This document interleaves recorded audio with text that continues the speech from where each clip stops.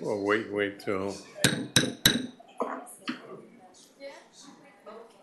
Good evening, ladies and gentlemen. The mayor has called the meeting to order. Mayor Roscoe, Present. Vice Mayor Kaplan, Present. Councilmember London, Here. Councilmember McCormick, Here. Councilmember Moss, Here. Councilmember Sardinius, Here. Councilmember Vasquez. Mr. Mayor, we do have a quorum. Please rise for the Pledge of Allegiance. All right, one more time. I pledge allegiance to the flag of the United States of America and to the republic for which it stands, one nation, under God, indivisible, with liberty and justice for all. This evening is Reverend Mandy Brady with St. Christopher's by the Sea for the invocation. You mind if I pray from here so I don't have my back to people? Is that okay with everybody? Sure. In the Episcopal Church, we like to pray in threes. But if one prayer is good, the three's got to be better. So I have a collect for those who influence public opinion, for local government, and the prayer attributed to St. Francis. So I invite you to assume an attitude of prayer, whichever is comfortable for you. Almighty God, you proclaim your truth in every age by many voices. Direct in our time, we pray. Those who speak where many listen, and write what many read, that they may do their part in making the heart of this people wise, its mind sound, and its will righteous. And let all God's people say, Amen. Amen. Amen. Almighty God, our Heavenly Father, send down upon those who hold office in this village the spirit of wisdom, charity, and justice. And with steadfast purpose, they may faithfully serve in their offices to promote the well-being of all people. In your holy name we pray. Amen. Amen. Amen. And this is the prayer attributed to St. Francis. If you know it, I invite you to pray along with me. Lord, make us instruments of your peace. Where there is hatred, let us sow love. Where there is injury, pardon. Where there is discord, union. Where there is doubt, faith. Where there is despair, hope. Where there is darkness, light. Where there is sadness, joy. Grant that we may not so much seek to be consoled as to console, to be understood as to understand, to be loved as to love. For it is in giving that we receive, it is in pardoning that we are pardoned, and it is in dying that we are born to eternal life. Amen. Amen. Thank you, Reverend. First item, Mr. Mayor's brief comments by council.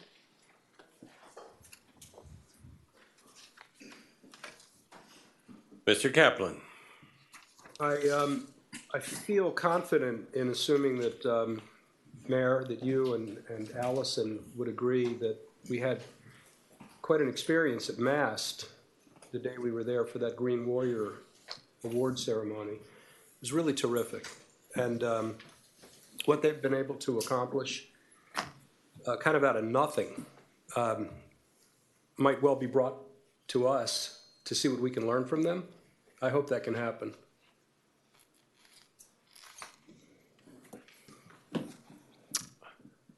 Mr. Moss, can you update us on the well-being of your wife's cousin? Yeah, he's getting much better. He's still in the hospital, but he's getting better each day, little by little, and hopefully he'll be out of the hospital soon. Thank you. Thank you. Seeing none other, let's move forward. Next item is public comments. Public comments. Here we go. Karen Bieber Furnick.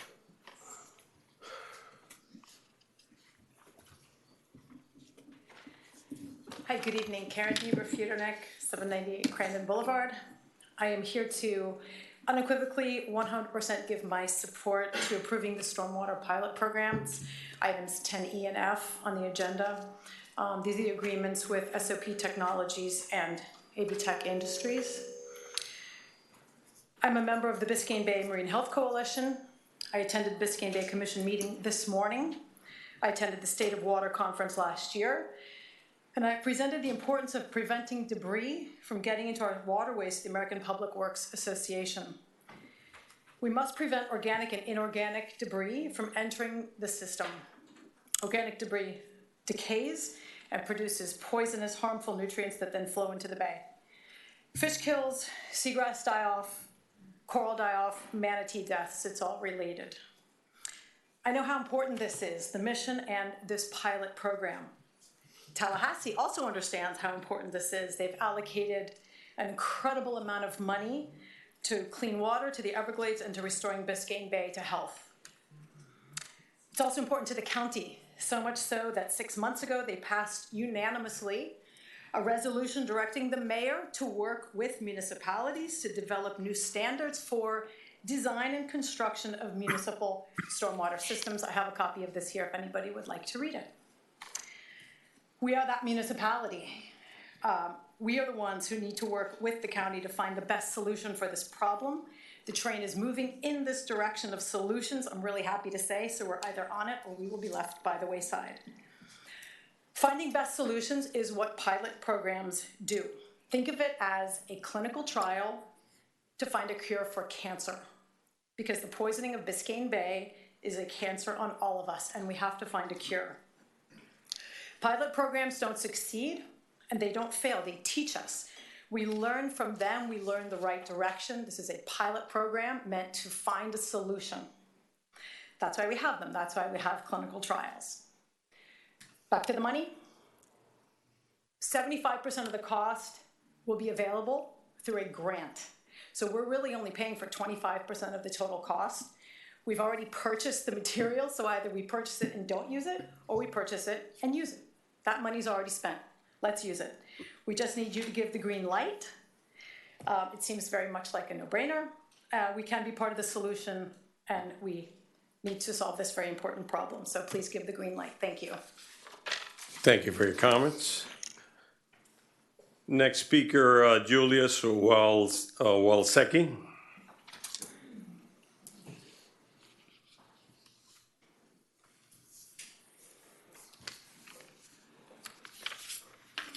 Thank you very much. And first of all, I wanted to congratulate our new mayor and the new council, and thank you for your work.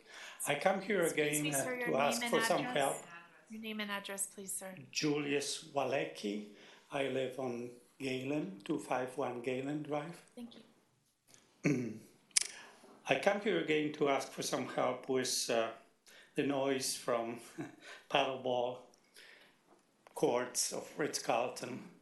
I recently emailed again Mr. Flint, I believe is still the manager there, but nothing has been done. We need a permanent solution because our quality of life is compromised. I don't think anybody would like to trade places with us when you have this continuous noise from paddleball. Sometimes it sounds like somebody's shooting a gun. So really, in my opinion, the only option would be to have some sort of soundproof barrier or wall that would protect our apartments, our units. I do need your help because I cannot do it by myself. So I'm not sure who approved those paddleball courts in the first place, but again, our quality of life in this beautiful Key Biscayne is simply compromised. So thank you. Thank you. Thank you. Next speaker is Alejandro Serrano. Good evening, my name is Alex Serrano. I live in 784 Ridgewood Road, Key Biscayne. I'm here to speak as a concerned Key Biscayne resident. A fundamental principle stemming from the incorporation of our village was the people of Key Biscayne's recognition of the need to achieve autonomy when it comes to our zoning and land development regulations. In part, this came from the fact that we acknowledge that as a 1.3 square mile island with the density of the city of Chicago, we are already built out. And of course, we valued and still value today the concept of keeping the village within the village, hence our name. 16 years after our incorporation, the people of Key Biscayne's position on land development regulations was made absolutely clear when we initiated a referendum process in 2007 that resulted in our current charter's requirement for a vote by the people, not the council, for an increase in density, any increase in density. If that wasn't enough, in this last election, we again reiterated our position and sent this council a directive by voting down referendum number 4 with an astounding 62% of voters opposing the amendment to our current land development regulations. Our state legislature is currently in session, and Representative Alina Garcia has filed House Bill 41. This bill prohibits initiatives or referendum processes in regard to any development or any amendment to land development regulations. And should it pass, will prohibit initiatives and referendum processes in regard to any development order, any amendment to land development regulations, or to any local government comprehensive plan or map amendments. There's a provision that retroactively nulls and voids charter language back to 2011. If that number 2011 were changed to 2007, it would directly impact our charter. Senator Calatayud has filed Senate Bill 102, and Representative Busata Cabrera has filed the companion House Bill 627. Amongst other concerning provisions, these bills preempt local government's requirements regarding zoning, density, and height to allow for streamlined development of affordable housing in commercial and mixed-use zoned areas. It also requires local governments to maintain a public written policy outlining procedures for expediting building permits and development orders for affordable housing projects. We urge that this council do the right thing for this village and add these legislative priorities I just discussed to today's agenda for discussion. Or, if necessary, call a special council meeting to pass a resolution instructing our village lobbyists to defend our charter and our interests by aggressively opposing these bills and their provisions of state preemption on our local authority. I'll close by stating that time is of the essence. The Senate bill will have its final committee hearing on February 22nd. Then it will be heard on the floor for final approval. Thank you. Thank you for your comments. Next speaker, Steve Powell.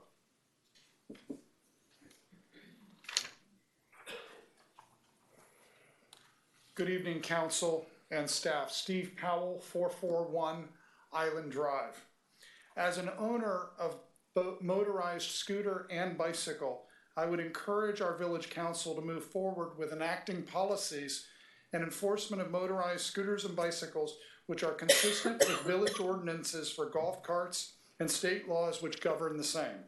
Motorized scooters and bicycles which exceed 14 miles an hour under the power of something other than human muscle are dangerous on our sidewalks and in our parks, and in my opinion, should also be policed similarly to golf carts on village streets. Helmets mandatory, passengers limited to manufacturer specifications, and speed limits and traffic laws enforced. The key with motorized bicycles and scooters is not the fact that it's battery.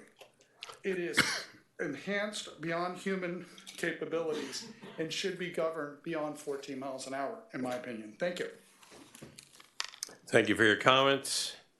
Next speaker is Melissa White.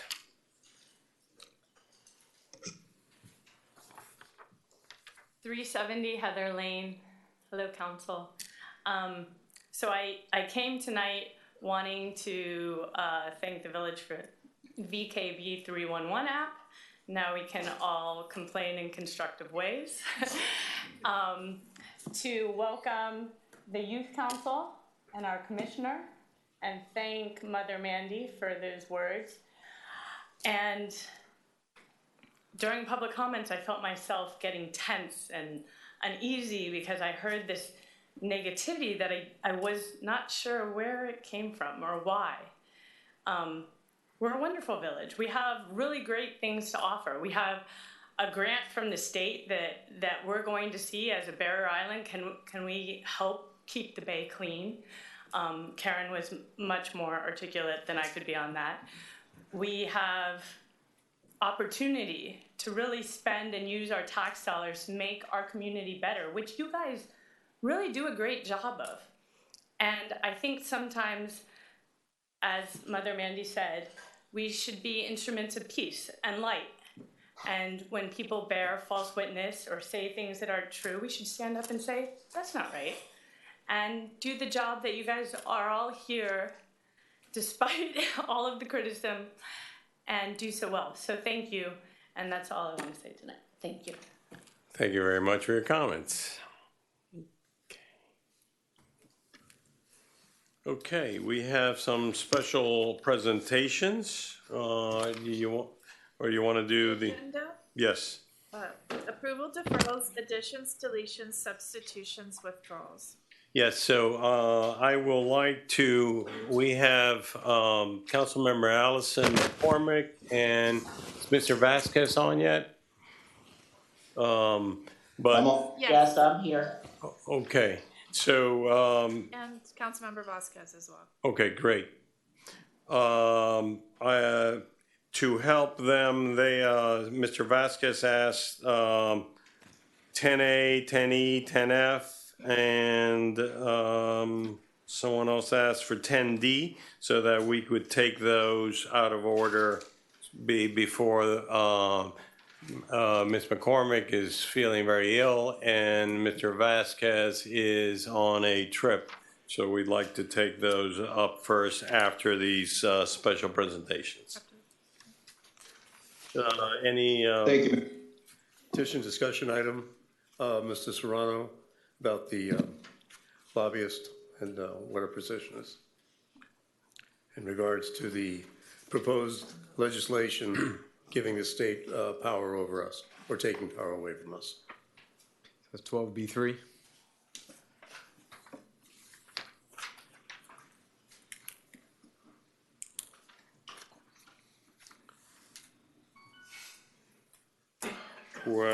B3.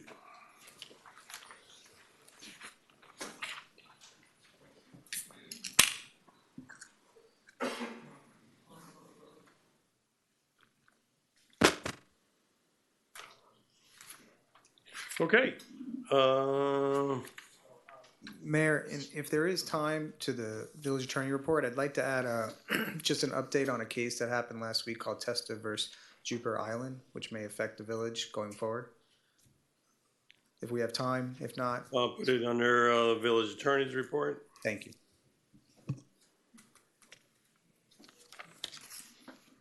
Okay, let's go to our special presentations and. Excuse me. I All move those to in approve. fa- yeah. You need a motion. We need, I'll Yes. move it. Second. All those in favor? Aye. The agenda's been moved.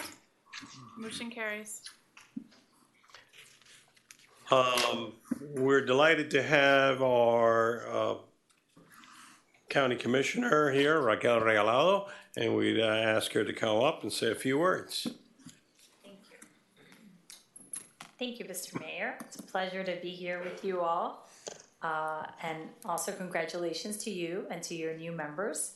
For those of you, Frank, who remember when I was a school board member, I used to visit the municipalities and give an updates. And when I became a county commissioner, I kept doing it. I think I'm the only one. Everyone else makes you all go to the county, but I know the parking's a disaster. So I'm happy to visit. Actually, I'm gonna cover a few things, just generally about what we've been doing at the county commission, and then I'm happy to take your questions. But first and foremost, I've gotten a lot of questions about Crandon. So I brought the information on the project improvements. And so you guys can appreciate, at the county, they give us like really small type. It's done on purpose, so the commissioners won't read it. But that's why when you see us, we're all wearing glasses. But this is Crandon. You know, when I first got elected, I told you all that I was going to focus on the library because that was one of the big issues that we had, and I'm happy to report that that's been resolved and we're moving forward. The next big issue that we have is Crandon. Obviously, there's a master plan and a litigation and a board, right? So it's a little complicated. But we wanted to start with some of the repairs that had been requested for several years. So that's what this is. So it's nothing new. It's just things on Crandon that we needed to repair and what we've been able to repair in the last few months. So the completed projects are the bathroom ventilation at the golf course, the locker rooms, the beachside restrooms, the replacement of South 1 and North 2, the Calusa Playhouse, and the Matheson Workers Cottage documentation drawings. We actually put in a request to restore the Calusa Playhouse. And we requested a grant, so I'll keep you all abreast of that. That had been on the books for a while, but we expedited it after we had the unfortunate demolition by neglect at the Biltmore of one of their historic properties. So yeah, we went back and we revisited Calusa and really started moving forward on that because we don't want to lose it. So we're waiting to hear back on that grant funding, but we already started the documentation and the drawings on that restoration. We had electrical repairs at the concessions, planning and design for the garden areas, paint at the golf building. Marina Boat Slip 1 was dredged, and that was finalized. That actually had been started in 2017. We had a few walkway repairs, and we have some conceptual drawings for the master plan in terms of the planting. In what's the nature base part of the plan. We did some work on the rain gutters. We did a sea level rise study because at the county we really can't do any repairs without a sea level rise study, so that was one of the first things. And then we also worked on one of the shelters that were in the worst condition. What's pending? We have a few immediate repairs that you're going to hear about. The most important one is the 40-year certification. Demolition. It's in the pre-design. So this is for Crandon Park Building 48 is the old park office demo. So that's moving forward. We have the clubhouse renovation at the tennis center.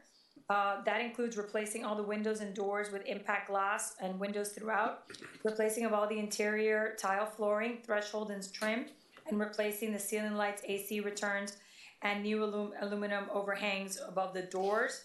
There's also an FF&E replacement. We have some facilities maintenance. We're installing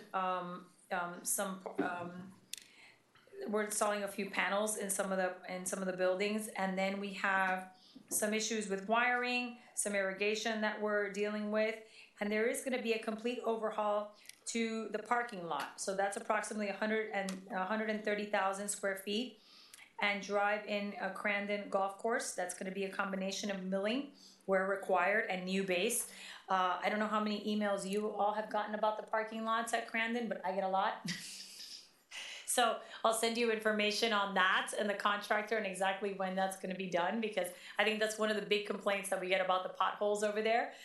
So I'm happy to report that we're finally moving forward with that. There's also going to be a repair of the pavers in the courtyard. Some of them have been sinking and we have some drainage issues. So we'll send you that information too. And then we're looking at the tennis courts. There's a pre-design evaluation and the possibility of a renovation there. What's further out that we're working on, we have some ADA park improvements that are in phase 2. We're at the design phase of that and we'll keep you posted.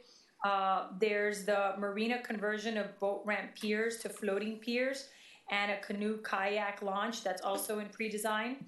The marina existing floating dock life cycle replacement is in pre-design and long overdue. The marina design dredging is also in pre-design. The oil contamination replacement is in pre-design. The seawall replacement, north and south, also in pre-design. And the marina security cameras and Wi-Fi phase 2 is in pre-design, and that's one is we're waiting on the procurement installation. And then finally, power pedals, the electrical update on those pedestals. So that's what we're fixing at Crandon. It's nothing new, but it was a long list of maintenance that we really wanted to get through because, you know, we know that it's been pending for a while. So I'll send you that report, we'll email it to you, and if you have any questions, we're happy to provide you information on that. Today was at the county, we had our transportation committee, and we had 2 items that actually have to do with Key Biscayne that were passed unanimously, one out of transportation, and then the other one was out of Parks and Rec. The first one is the joint participation agreement between Miami-Dade County and the Village of Key Biscayne to provide the village with funding for the construction of the Crandon Boulevard roadway project. So that's $459,000. So yay! We've talked about it so many times, Mr. Mayor. Right. I want you to know it made it out in the consent agenda. So we're not worried for the BCC, but I'll keep you abreast of that. And then we also have the Rickenbacker Causeway, Hobie Island, Northside Shoreline and Roadside Project that is a much bigger ticket item. That one is a little over 12 million. That's a total contract term of 455 days. So we'll send you that information too. So those were the 2 things in this week's committee cycle that are gonna go to the next BCC. And once that passes, we'll send it to you and we'll keep you abreast of that. We had a wonderful pickleball clinic at Calusa. I want to thank the mayor for attending. The mayor's a great pickleball player, by the way. Me, not so much, but I'm working on it. But we actually did a tournament. We did a clinic for adults, neurodiverse adults, and it was very well received. So I want to thank you all. All the parents had a wonderful time. For years, I have been looking for a sport that specifically autistic adults can play with their parents, and we found one in pickleball. Everyone had a wonderful, wonderful time. So we're actually going to be doing several more clinics, and we'll keep you abreast of that. We weren't really able to invite a lot of folks because it was like a pilot. We weren't sure how it was going to go. But now that now that we're off and running and everything went well, and we figured out how we're going to do it moving forward, we're actually working with a group of boys in Belen that are starting a pickleball club, and they're going to be helping us. They're going to be our coaches, so we're very excited about that, and we'll keep you posted. We have the feasibility study that involves District 7, and our office is actually working on a District 7 pickleball map. I don't know if you all know, but they did a survey, and like over 60% of the people who play pickleball in Miami-Dade County live in my district. So, you know, all the municipalities are kind of putting their little grain of salt, and I'm doing a few. And obviously there is a much broader conversation about larger facilities where to have tournaments. So this past weekend, I actually participated in my first pickleball tournament. It was for the benefit of Chapman Partnership at Miami-Dade Kendall campus, which is very, very far away from here, but it's still District 7. You know, it was great. But obviously everyone has been asking about, you know, the tennis center, Right. And we're working on that, you know, if that would be a viable option because it's lighted and obviously it's a much bigger facility. So I'll keep you abreast of what happens with that conversation. We have been talking a lot about bike safety. Again, we had another tragedy in the bike lane. And you all know all the issues that I have with Vision Zero and all that. But I have been speaking with the manager and the mayor about maybe doing a pilot and figuring out what we could do to get to an end, specifically with the bike lanes. Because like I've said, every time we have one of these incidents in the bike lanes, you know, we tell people to, you know, stay in the bike lanes, they're going to be safe, and then they end up not being safe. So we are working on that. Obviously, you are going to be talking about scooters and e-bikes. I can tell you that I've been working with FDOT, you know, and with the representative Vicky Lopez, who has, you know, been very communicative about this, and I think we may have an answer So I will keep you posted. We have a few more meetings with FDOT. I'm very concerned about carve-outs because there's so many of these roads that are FDOT roads. So, and we have an issue with enforcement, so I just want to make sure that we can enforce on all roads. So I'm really trying to find something where we can all kind of agree. But we do all know that there needs to be changes to the statute. I don't know if those changes will happen this year, but we definitely need changes to the statute. And I will say this about the scooters and the e-bikes. There are good ways and bad ways to do this, but I think you all are ahead of the curve because you're in a place where people are purchasing them. Historically, government has regulated for rental. When I got to the Board of County Commissioners, there was actually an anti-scooter rule at the County Commission. And it took me a while to convince my colleagues to try a pilot at Dayland. We took the data from Coral Gables, from the city of Miami, and we did a very successful pilot with a lot of controls that protected pedestrians. And one of the things that we've been talking about at the TPO is, to take the model from the underline, which is one path for pedestrians, one path for bicycles and scooters, and to understand that these two groups cannot necessarily, be in the same space. Because in the same way that a moving car, the speed, right, and the size of it is a danger to a cyclist, in many instances, the cyclist and the scooter are a danger to the pedestrian. So we're working on that at the TPO site, which is pretty big. But we'll keep you posted on that, and we are working with FDOT to find a solution that will give everyone. I think the most important thing is clarity. And enforceability, right? Because we don't want to do something that's vague and then unenforceable. So happy to take your questions on that, when I'm done. Also, we have a business networker coming up with the Key Biscayne Chamber of Commerce on February 22nd at 5 o'clock. So you can join us at Novecento for light bites and drinks. And I always stay to the end. So whatever questions you have, that's always the best time to catch me. And of course, we have the Key Biscayne Children's Business Fair, which is April 1st. You guys know about it. I'm a huge fan. So we're very excited about that and are going to be promoting that. The stormwater, I was happy to see it on your agenda. I'm so glad that you're leading on this. One of the speakers mentioned it. Historically, and Joe knows this, better than anyone, the county can't do things of this breadth, right? So we rely on municipalities to take on these pilots, to come up with best practices, and to report back to us so that we can find solutions. So I'm excited that you all are doing that, and I'm happy to support in any way that I can on the stormwater pilot. Super excited to see Youth Council here. How cool are these kids? That's awesome. Can't wait to take you all down to the county. And with that, whatever questions you have, my last comment. I'm so glad that you all are finally getting rid of your septic tanks. You're breaking my heart. But thank you for getting on that, and any help that you need with it. I know we're down. We're counting down. We have a board. We're almost done with the septic tanks. Almost done with the septic tanks. As you all know, I've been working on this issue at the county for 2 years. We changed feasible distance. We changed the type of the septic tank. We've worked on a lot of different moving parts of it.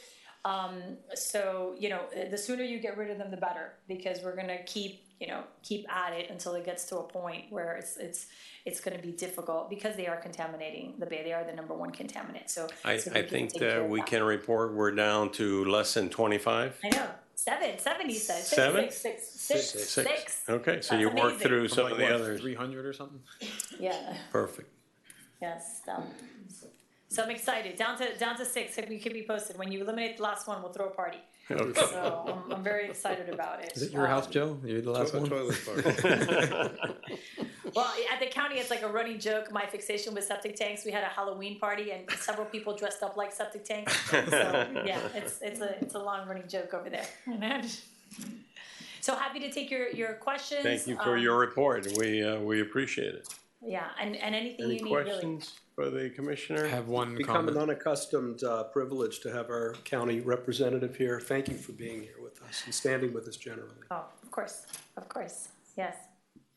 So I just want to see if you can stay here, because we're going to get a photo with the youth Of council, course. so we have to have you in there. Can you lead into that? Next yeah. item? Yeah, so Yes. I just want to say that I'm very happy to announce and say that we now have finally reignited our Key Biscayne Youth Council.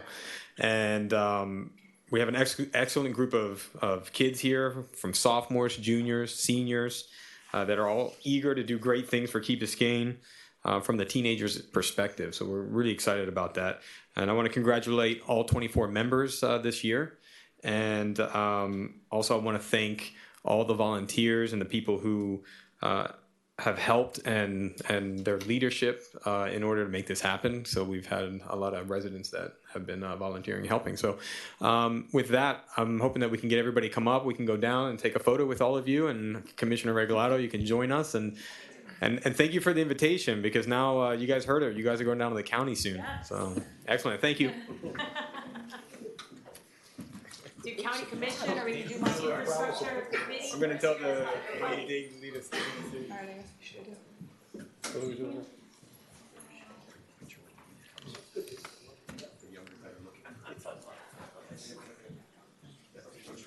future is bright.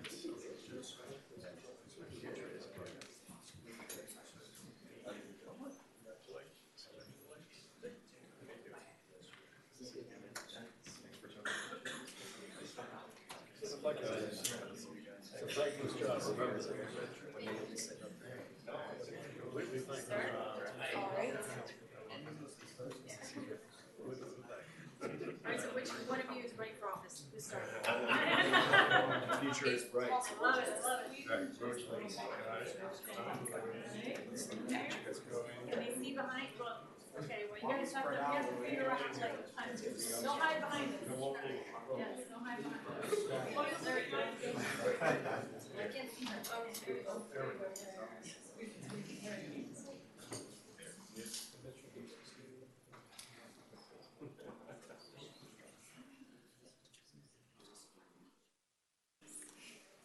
All right.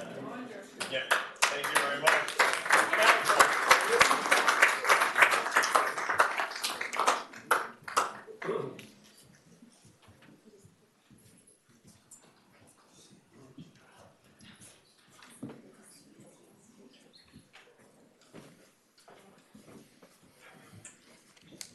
Next item, Mr. Mayor, is a presentation from SoFlo Boat Show, Tony Albelo from Engage Live. Okay.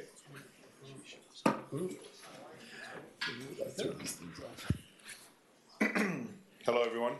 Your name and address for the record?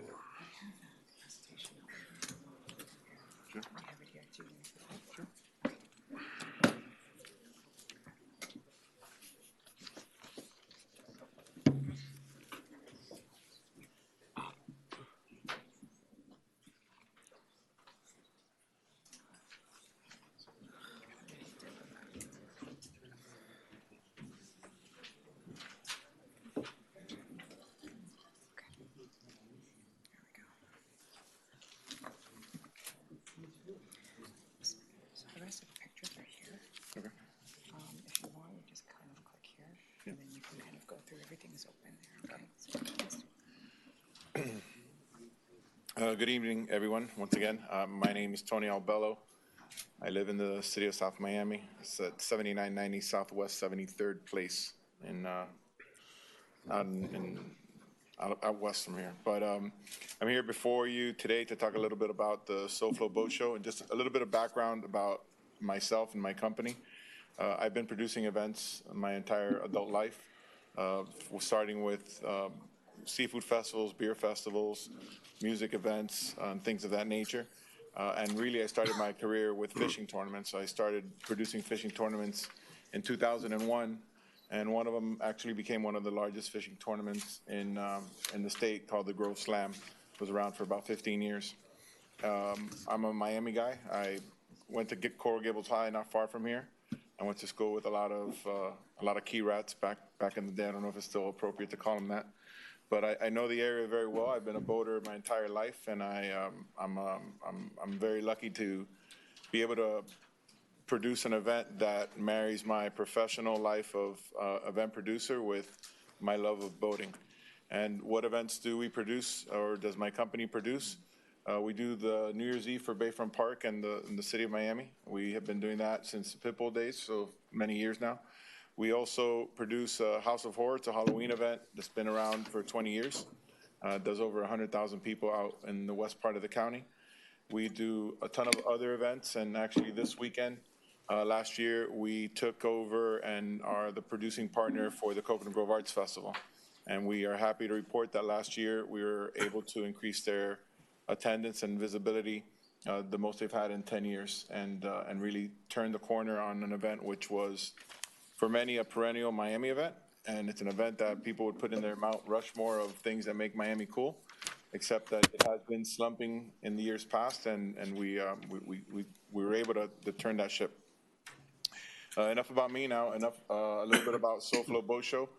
It is a small-scale boat show, nothing like what the NMMA has doing right now or in Virginia Key before. It's about a quarter or less of the footprint, and much more, about 1/10 the size of in-boat waters, of in-water boats. And I'll show you a few renderings and images so that you can have an idea. It's at Marine Stadium on the upland side. And I should have put this into a PowerPoint. But again, it is, there's one tent that's air conditioned. There's about 50 in-water slips. And, you know, like most boat shows, there's a bar and a small stage and things like that, but it is not a music concert or anything like that. It is a boat show, and it ends at 8 p.m. So it won't go into the night, so it won't impact noise at all, at least until 8 p.m. Some people have asked about the recent news about manatee impact that's happening right now with the Miami show out west, out more on the old Miami Herald site. But luckily for us, the basin of Virginia Key is not a manatee site at all. It's not in any of the FWC drawings. It doesn't impact that at all. And we're sure to confirm that with the Fish and Wildlife Commission. So we will not be impacting the manatees and the manatee habitat at all. We have one of the very first things is that's not my document, but I'll talk a little bit about it, and it's better than the presentation anyway. But so we did hire a environmental consultant early on, and she's put together an environmental plan on the land and in water so that we can operate responsibly. As I mentioned before, I am a boater myself. I've had a boat since I was 16. I keep my boat right here in Dinner Key Marine in the city of Miami. And it is important for me personally to operate in a reputable way, especially when it comes to things that have to do with the water. Again, it's a small-scale event. It's really meant more for the locals and consumers. Nothing big as far as, big, giant mega yachts, mostly open fishermen and cruisers and runabouts. And that's the extent of the event. It's the first year of the event, and we produce many events. We have a team of about 40 people working under me in the company, and a majority of them are working on this event. So as far as producing it professionally and something that's going to happen the right way, we feel comfortable on that. I mean, our money is riding on it, so it's important that it happens that way. I'd be happy to answer any questions if anyone has any. Yeah, I think we'd all want to hear about your maintenance of traffic plan, on how you plan to get people in and out, where are people parking, and how will that impact us? So luckily enough, the impact is minor. We do not have the final MOT plan, but what I can tell you is that there is this drawing actually is pretty good. So it's hard to tell on that screen, but if you notice the big red boxes in the middle, that's our actual event. Everything else is open. So it takes up about 1/6 of the upland space of the Miami Marine Stadium. And you notice there's parking. So there's an enormous amount of parking that is in there right now. That's going to makes it easier for parking to happen. We also have Arthur Lamb Road as a backup for overflow. One of the issues with the Miami show when it was here before was that there was no traffic flow. So we have talked with the current City of Miami Special Events Director his name is Joel Gonzalez. He was the lieutenant in charge of special events for the City of Miami Police Department during the time when the boat show was here. And we have met with him and the special event police from the City of Miami, and we've conferred on the best plan, which is just to have a constant flow. So we have parking there. The roundabout inside will be for drop-off of people through ride sharing, and that should keep traffic flowing pretty well. We have a final MOT plan that's going to be probably 2 weeks from being done, but I'll be happy to send it along when it's done. But we have been working very closely with the City of Miami Police on the Marine Patrol on the water side, and also with the Special Events Department and the Special Event Detail Commander from the Special Events Department and the Police Department in the city. Questions, Mr. Moss? So how many attendees do you guys think will be coming each day? So we're estimating somewhere around 20,000 total over 3 days. Over 3 days, So okay. yeah, so that's about an average around 7 per day, probably less on Friday, more on a Saturday, more on a Sunday, and that is throughout an 8-hour day. It sounds like a lot, but you have an average of 3 people per car in these types of events. It's actually quite a low impact. I think that what's happening, there's an event happening there today that probably has a similar impact on a daily basis. So it's, where our traffic plan and our parking, we have a parking contractor. Our parking contractor doesn't even seem to think we're going to get to Arthur Lamb Road on a daily basis, but we do have it, and we have put it under contract with the city as a backup. Yeah, I'm not sure how big the NMMA was, but I think it was like 20,000 or maybe even larger per day. How much? Yeah, 20 to 30,000 a day. Yeah, or something and like that. again, it's tough to see there, but and again, you guys have this PDF. Yeah, I sent it, how large it is. Yeah. but the the background, it has the actual CAD drawing of the NMMA version, which took, one of the issues was it took every single piece of land. So there was not even a space to drop off people and turn around. Yeah. Everything happened on the causeway, which was one of the big issues. Yeah, but they had a lot of money to bus people in. They had a lot of money for all the MOT and everything like that. I always get worried about the medium events where they have less money, there's parking. Even though there's less people, you guys will still have something set up that it's not blocking left-hand turns for a long time and backing up traffic. Yeah. Okay. Again, I don't think having a lot of money is sometimes that's worse. They seem to think that they could throw money at problems. We have to be good neighbors. And again, we're, knock on wood, we've been successful with our events in the past. And it's because we really aim to do things the right way. Again, we've met with all we're here now, again, to meet with all the stakeholders, to hear the possible concerns. We know traffic is one, and that's why we wanted to keep it at the right scale so that there would be space for turnaround within the event so that it doesn't get stacked up on the causeway. So we have been addressing that. Like, our concerns are your concerns. We don't want people blowing us up on Instagram that, traffic's terrible and they can't get in. That's something we don't want either. Excellent. Excited. Okay. You will have City of Miami Police getting people into the stadium area? Yeah, so the way that it's typically works is that the county handles the road. So the county will handle the intersection, making sure that that is flowing, and then City of Miami Police is kind of from, like, let's say from the sidewalk in, and they're the ones that'll be there, making sure that the traffic is continuously flowing. And of course, there's the MOT plan. I saw an early version of it. I didn't send it because it's not the final one, but plenty of VMS boards, making sure people understand where they can't turn, that they can't park on the beach side, where they can go for overflow parking. Once that happens, then the county police won't even allow people to get into the turn lane to try and turn in and then back up. Okay. Thank you for your presentation today. Okay. Thank you. Thank you. Next item is a presentation of a proclamation for Colorectal Cancer Awareness Month. Mayor Roscoe. For the record, it is something that a lot of cities have been asked to do, and it just simply proclaims March 2023 as Colorectal Cancer Awareness Month. So thank you very much. The next item is, excuse me, The next item is a resolution, a capital project authorizing resolution of the Village Council of the Village of Key Biscayne, Florida, selecting Southeastern Engineering Contractors, Inc. for the Crandon Boulevard and Harbor Drive intersection improvements project in an amount not to exceed $484,193, providing for authorization and providing for an effective date. Moved. Second. Thank you. Do we have Mr. Vasquez and Ms. McCormick on? Thank you, Mayor.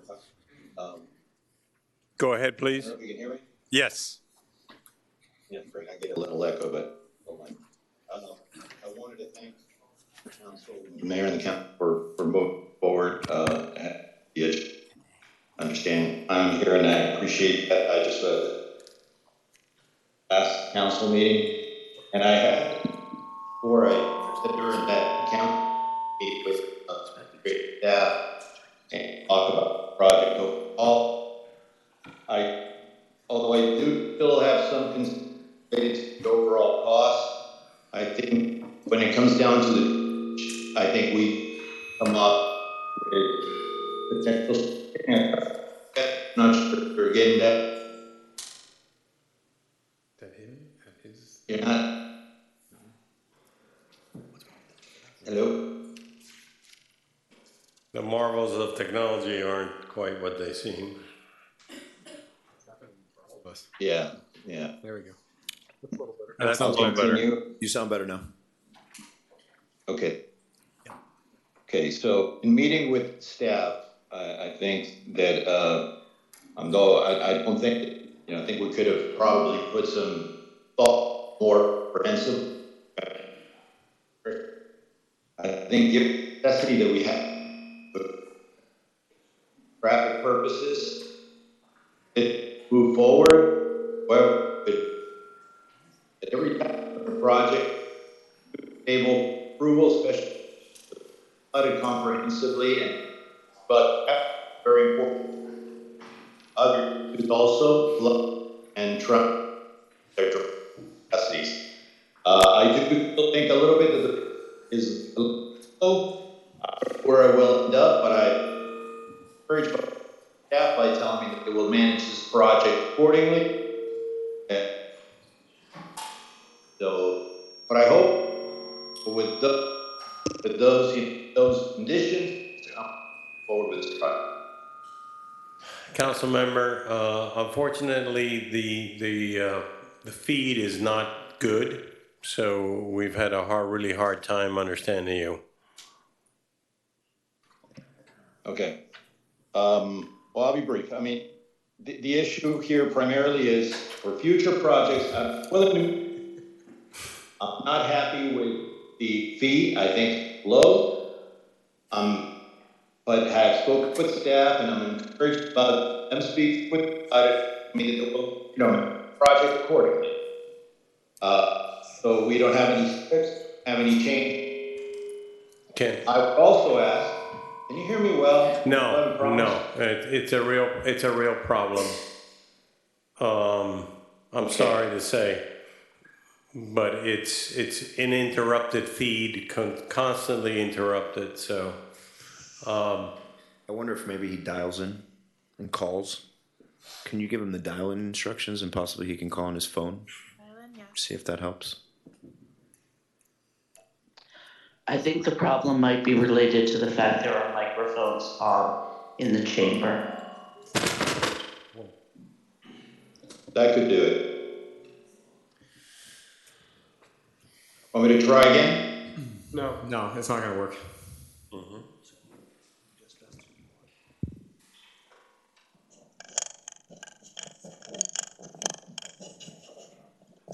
There's never been an issue before. Oh, it's those ones?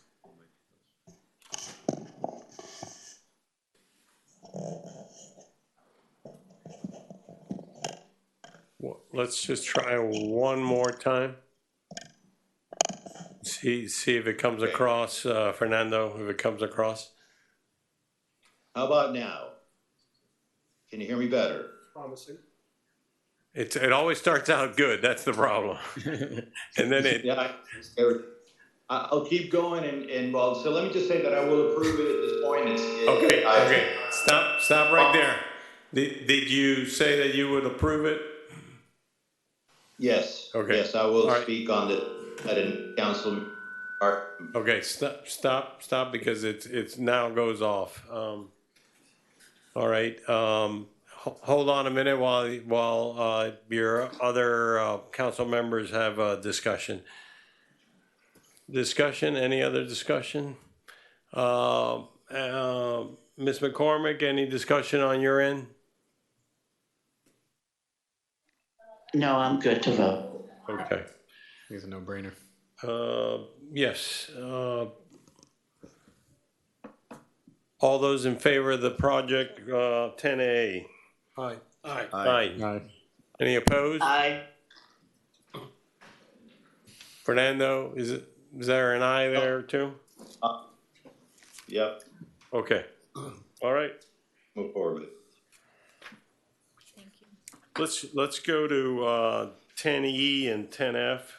The next item is a capital project authorizing resolution of the Village Council of the Village of Key Biscayne, Florida, approving an agreement with Emilio Lopez Technologies, LLC, DBA SOP Technologies for installation and maintenance of undergrate filter units and curb inlet filters at the K-8 Elementary School basin in an amount not to exceed $86,976, providing for authorization and providing for an effective date. Move. Second.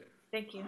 The items before us, let's read 10F and get it on at the same time so that we can hopefully deal with both of them at the same time.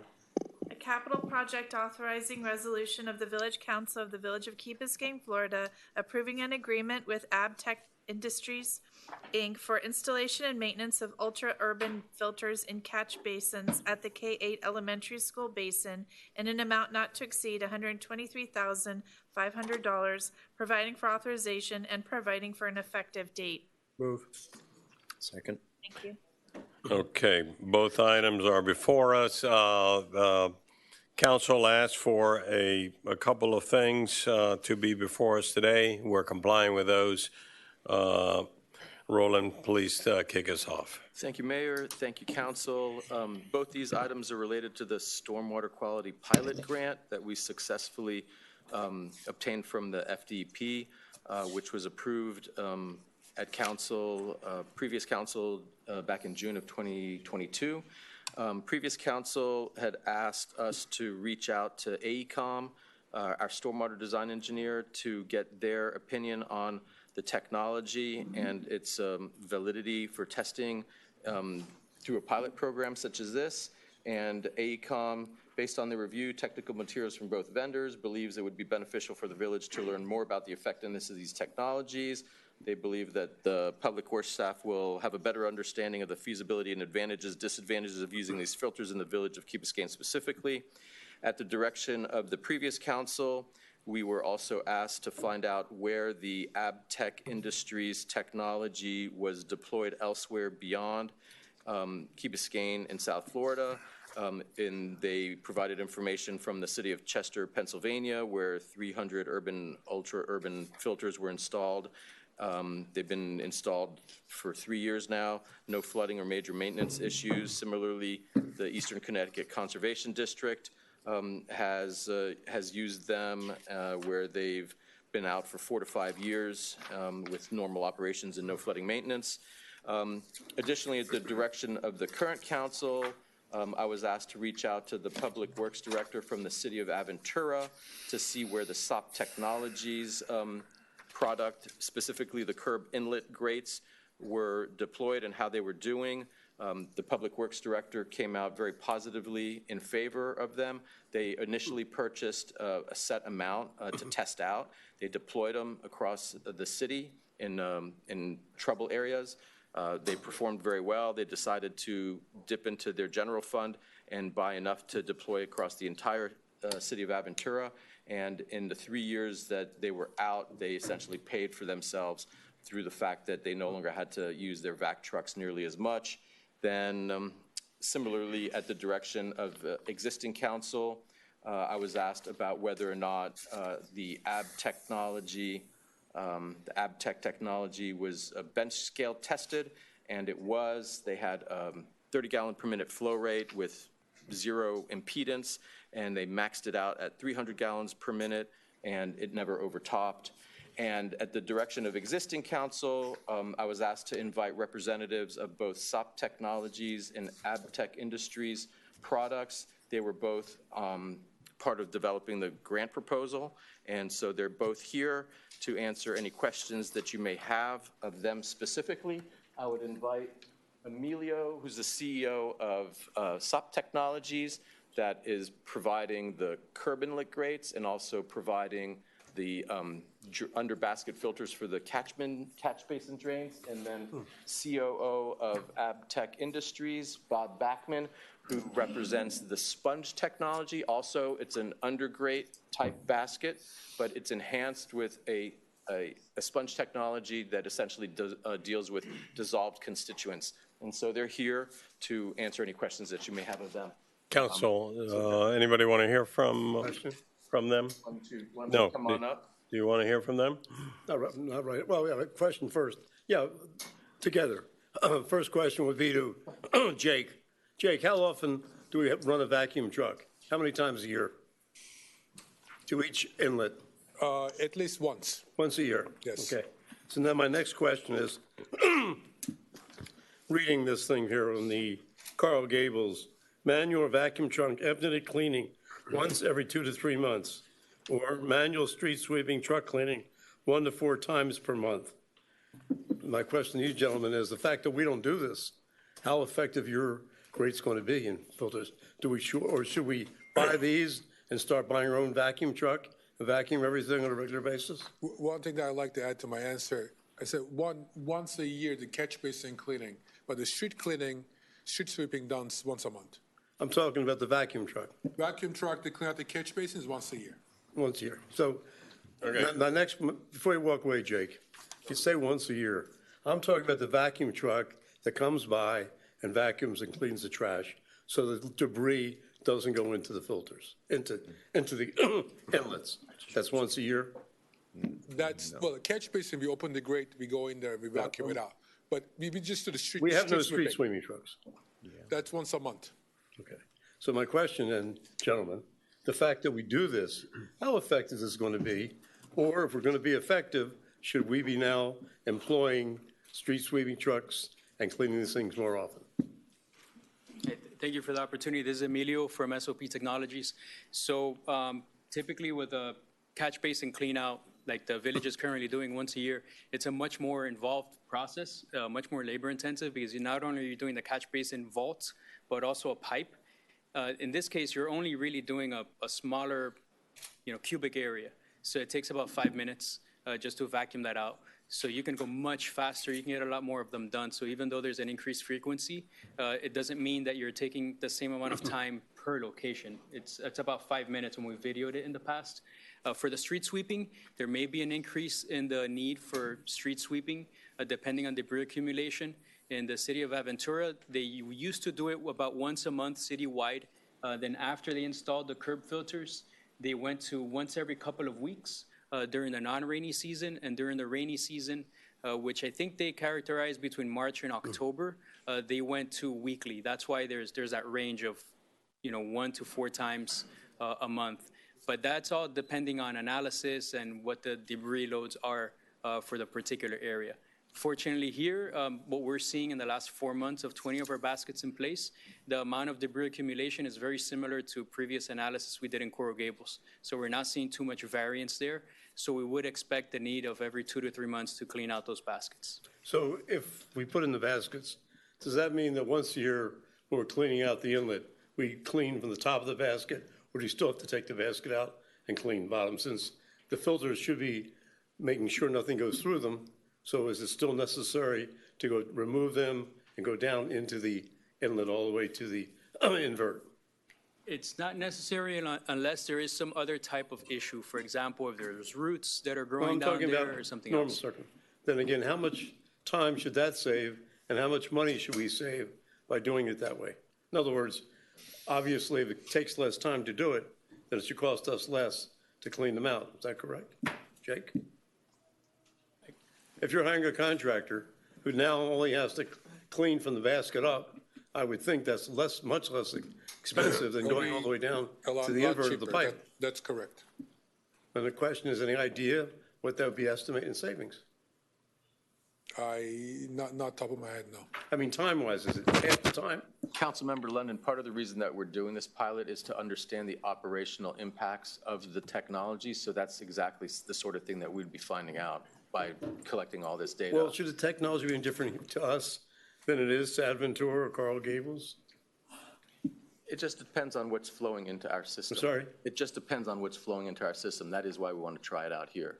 Yeah, I mean, in the city of Aventura, the SOP Technologies product did actually save them a fair bit of money. And so over the course of 3 years of savings from not having to clean out as frequently, they ended up being able to pay for the product that they purchased out of their general fund. Let me ask you another question. Since it's such a good product, and it's patented, and it's everywhere, why aren't you willing to say to us, listen, we'll put it in, it works. If it doesn't work, we'll send it back to you. Well, Sure. Yeah, that's definitely a resource limitation for a, for a small business to no, but just if you're give away confident that your product works, and you have all this, it's not like it's a product we're going to be the first guinea pig. You have it installed all these places. It's been operating. Why would you hesitate? Yeah, well, we really didn't in the beginning of over 10 years ago. We definitely gave several away for free, and then once Well, not we for saw free. the We wanna pay- evidence, we and wanna city pay started for it. purchasing them. No, we want to pay for it. We don't want anything for free unless it doesn't work. That's fair. Okay. Yeah. Fine, got a deal.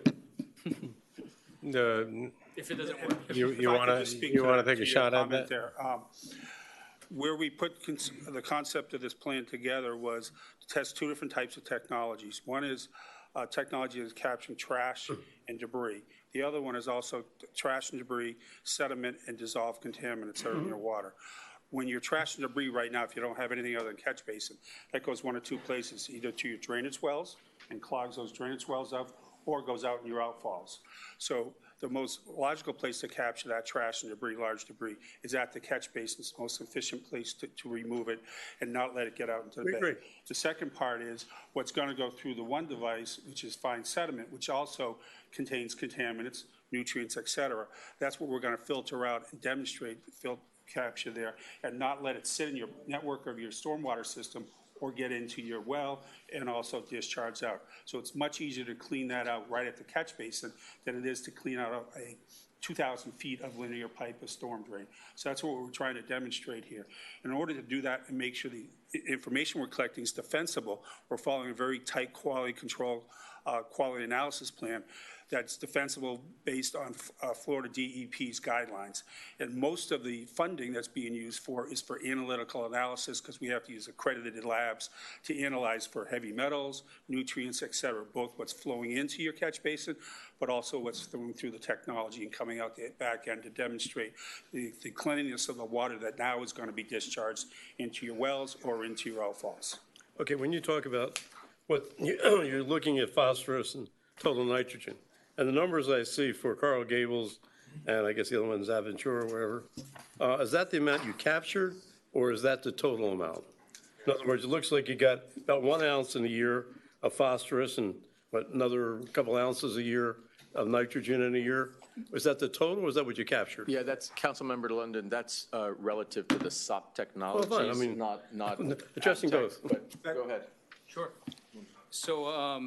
So DEP, Florida Department of Environmental Protection, several years ago, they commissioned a study with the University of Florida, and Dr. Sansaloni at the university did analysis with several MS4s throughout the state of Florida. And what they did is they created essentially a spreadsheet where Public Works Department stormwater manager can input the number of pounds or cubic feet of debris that they're capturing with different types of maintenance activities, whether they're catch basin cleanouts with vacuum systems or street sweeping and different types of activities.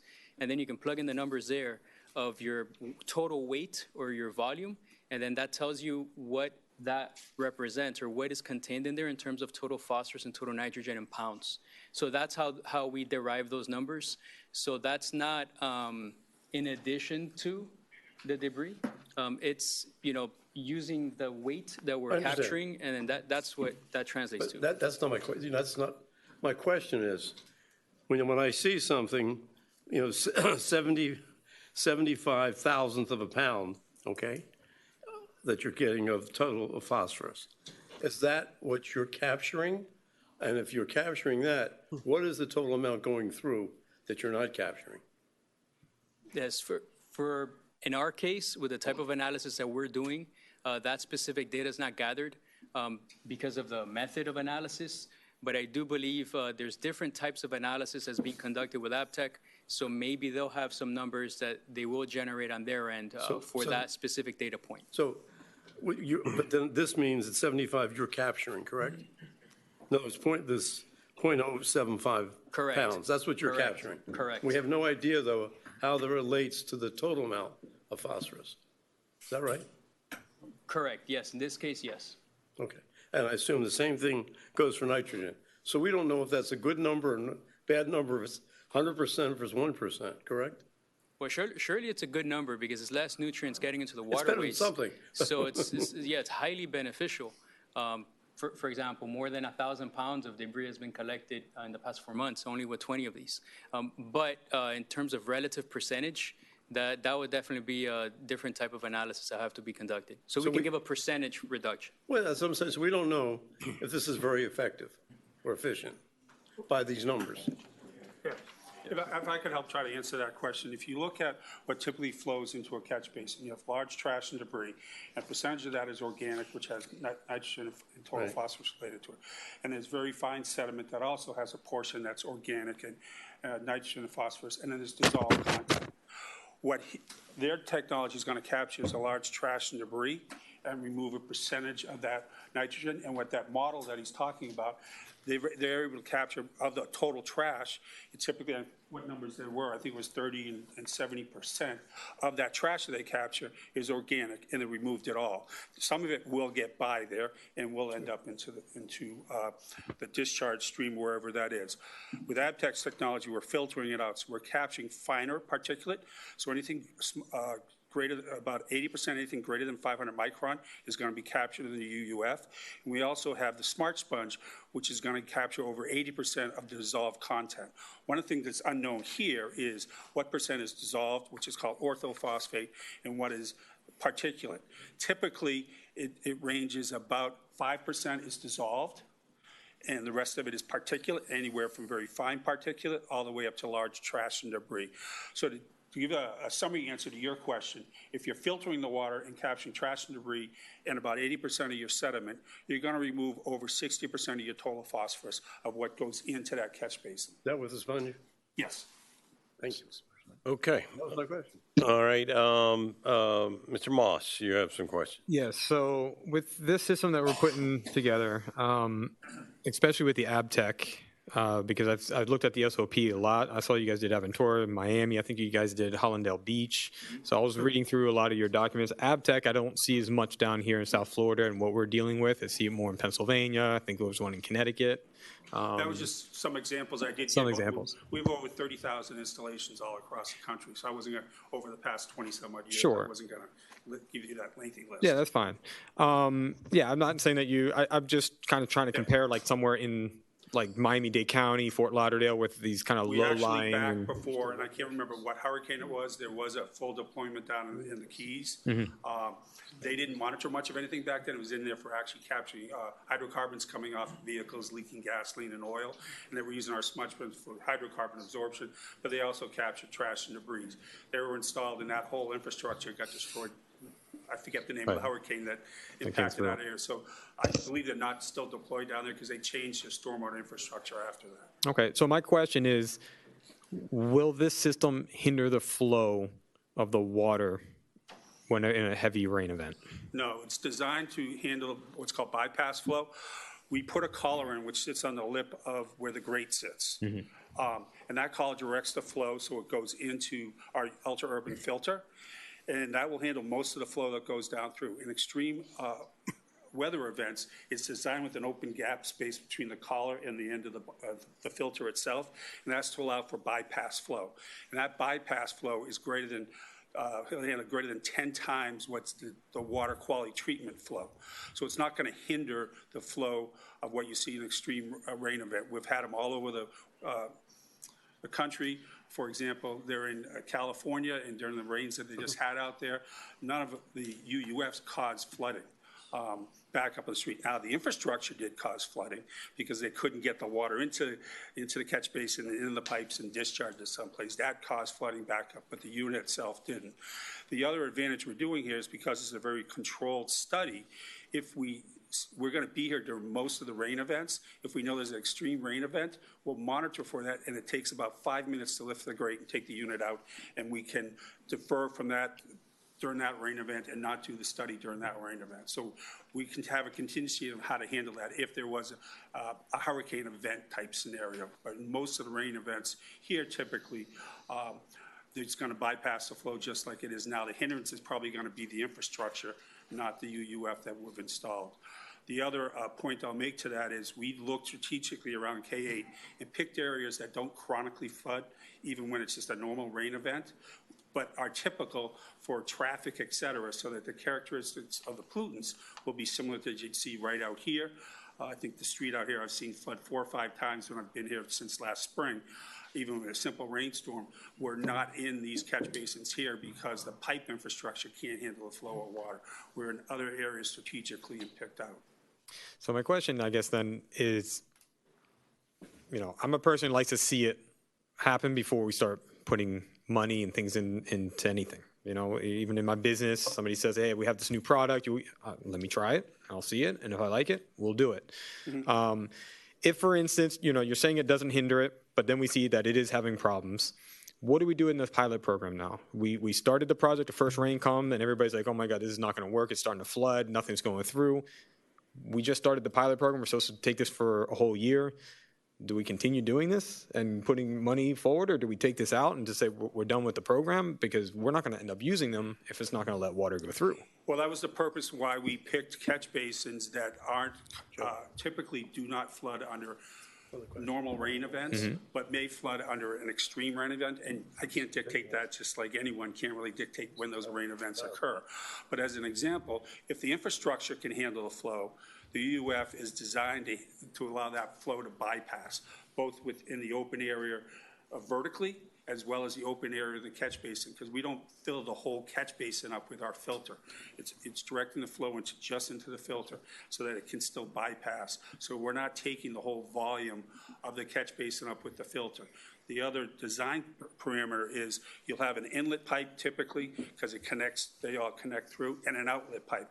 We don't put the filter down into that area. It's called the invert of those pipes, so that any flow that's going through isn't going to be hindered by the flow of the filter itself. It sits up high enough so that we don't run into that flow, so that the catch basin water that's in there that comes from an inlet should be able to pass right out through the outlet. That comes in the catch basin under typical rain events are going to go right through the UUF and be treated and capture the trash and debris.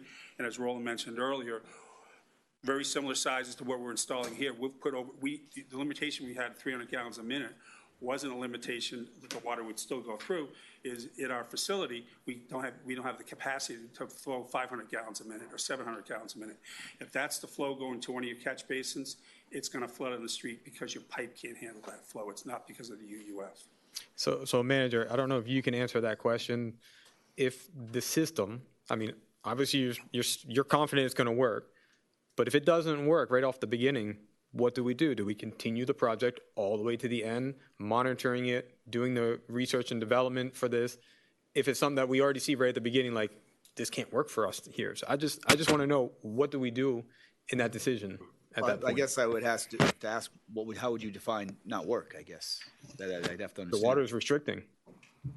We're not going to put something in that's going to restrict water worse than what we have going through now, right? It's going to make problems in our streets. There's 2 things I could suggest we could do, which is getting a little technical. One is we could put in a smaller UUF, which gives you a larger volume.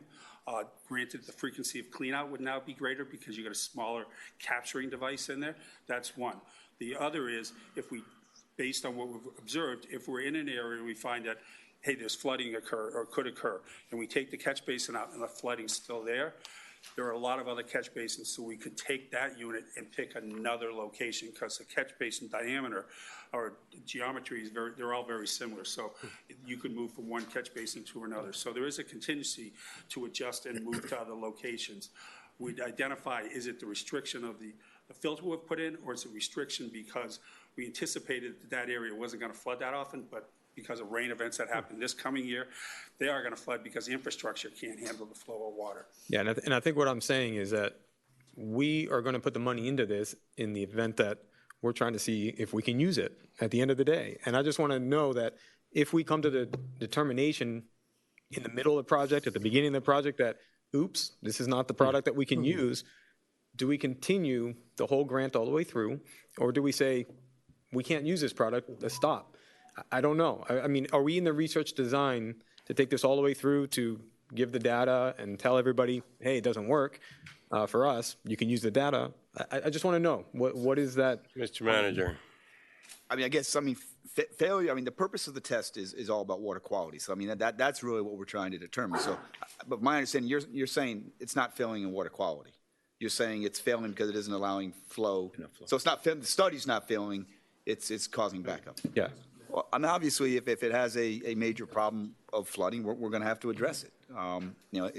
Bob mentioned a couple adjustments we can make. If we can do that, we'll do that.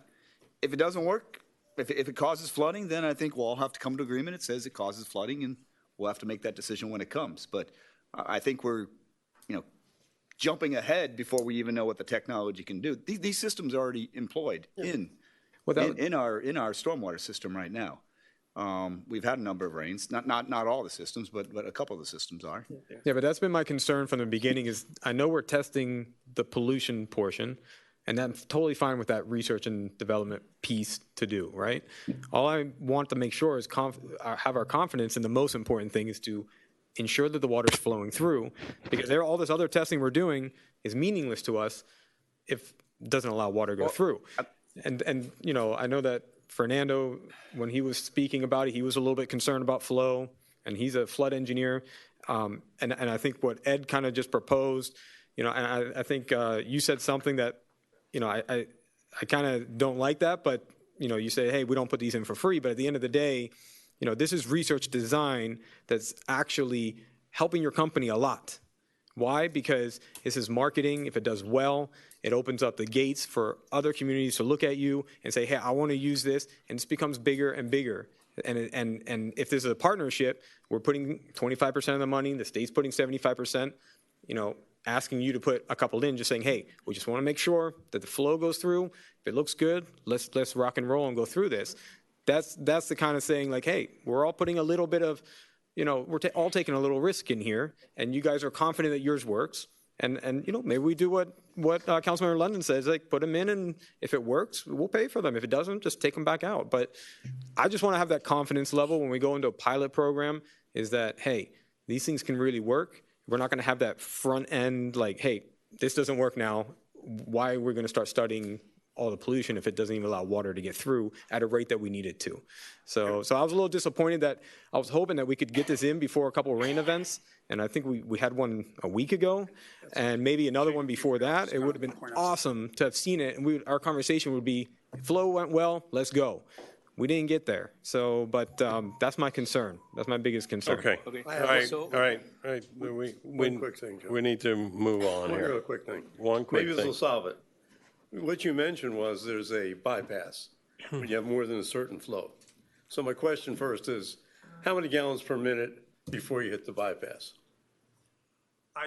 As I said, we've done over 300 gallons a minute flow into our filter. Okay. Any of your catch basins are not seeing 300 gallons a minute. So basically 300 gallons a minute handles And with it no flows problem. right through it. Okay. Now, if it's, if I just finish, all your catch basins couldn't handle that. Oh, I understand that. Now, above that, it goes to your overflow. Yes. And what you're also saying is, by the filter size, you can tailor that so it'd be less or more than the 300 gallons. We make it small, we make them certain Smaller, size. And that okay. was a small unit. The Fine. units offering here are bigger because of catch Now, basins. Jake, questions for you. And the question is, under normal rain that we have here, forget the deluges and the storms, but on normal rains, how many gallons a minute come into a catch basin? More than 300, less than 300? Well, 150? That's the design of your size catch basin. Now, you probably see more than that because they've been in for so long. But the size of the way they design and the size that understand you the have here. distance and all the it's other designed stuff. for about 150 gallons a minute, but you probably see more than that. So basically, the only time this shouldn't work, when I say shouldn't work, when the filter will not be effective and it'll go to the bypass, is under storm conditions. Is that Extreme correct? storm conditions. Except that it does have some effectiveness in the sense that it always catches the first inch or It's two gonna of catch some of, yeah, runoff. I'm saying, but. It catches the But my, the worst. I'm talking about not restricting the flow. Oh, okay. So the bypass, I'm trying to address now, the thing that you and I and Fernando were concerned about, the flow. So what they're really saying, if I understand them now, they can adjust the filter size depending on our conditions, depending on the pipe size, invert, everything else that's involved in designing a storm sewer system. So therefore, we should never have a problem because they'll just keep making the filter smaller. Is that Okay. correct? In theory, yes, but you also Not in want to theory. weigh operation and maintenance. If you make the filter smaller, you're now going to have to clean it out more frequently because you're going to capture trash and debris. And sediments. Okay. Mr. Kaplan. Remains to be seen what the qualitative effect of the stormwater improvements that we have on the boards now will make, but it seems to me we ought to observe that we flood now.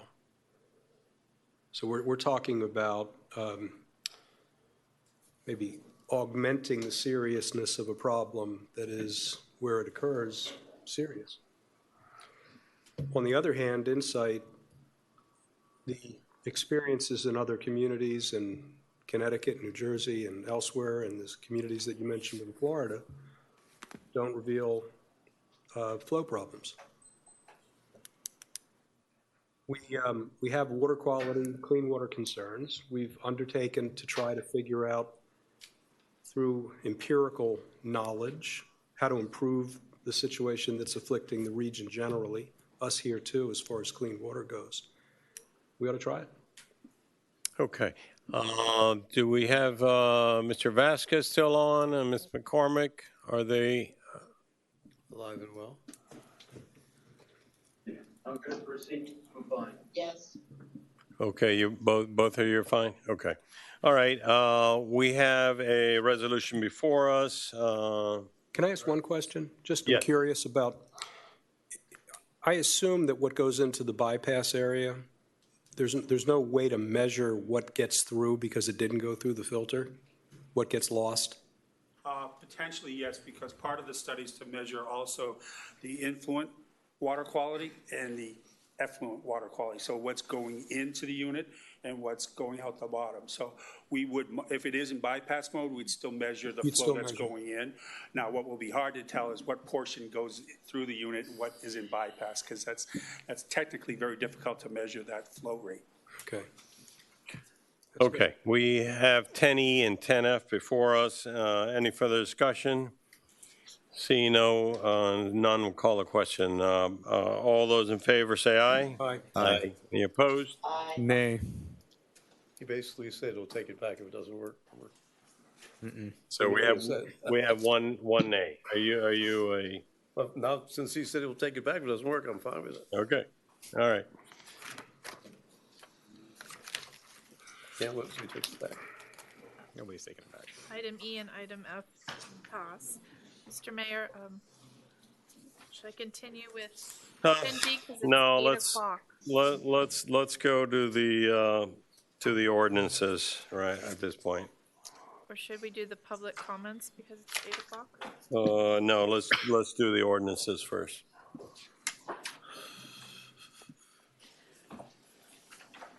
An ordinance of the Village of Key Biscayne, Florida, amending Chapter 21 of the Village Code of Ordinances to establish construction and permitting requirements for construction work in the public rights-of-way, providing for severability, providing for codification, providing for conflicts, and providing for an effective date. Move. Ordinances have been moved. Do I have a second? Second. I have a second. Okay, the item is properly before us. It is now open for public comments. We skipped over this one. 10B. Ordinance on 9A. Seeing nobody, I close the public hearing. Mr. Osman, anything that we need to know that hasn't been discussed yet? No, Mayor, it's the second reading, and there's no changes. No changes. Okay. Mr. Kaplan. I'm going to vote for this. I'd like to suggest some text cleanup because we use variously the words and concepts, repair, maintenance, and construction. We're really talking about any work in the right of way. Yes. And if we would just be uniform in describing work as opposed to using various terms inconsistently, it'd be better. Okay. Who made the motion? I made the motion? Yes. So should I accept the amendment to add that on there? Mr. Moss accepts the amendment. Mr. Attorney, can you wordsmith this right here now? I think what Councilmember Kaplan is saying is to just generalize and say permit required for work in the right-of-way, period. I think when you begin, you describe construction, repair, maintenance, and if you simply we can define it up globalize front. We can define it up front if that's the will of the council. That's fine. Or you can just say, or any other types of and work. then we can define it up front and then just use the word work throughout. Okay. If that's okay, I think Councilmember Kaplan is out, or I guess Vice Mayor, is that what you're thinking? Yes, Okay. exactly. But you're going to define it as those three things. Construction, maintenance, repair, or other similar work. Okay. And then just define it as work. Okay. All right. With that adjustment, any other discussion on this item? Madam Clerk, can you call the roll, please? Yes. Councilmember McCormick?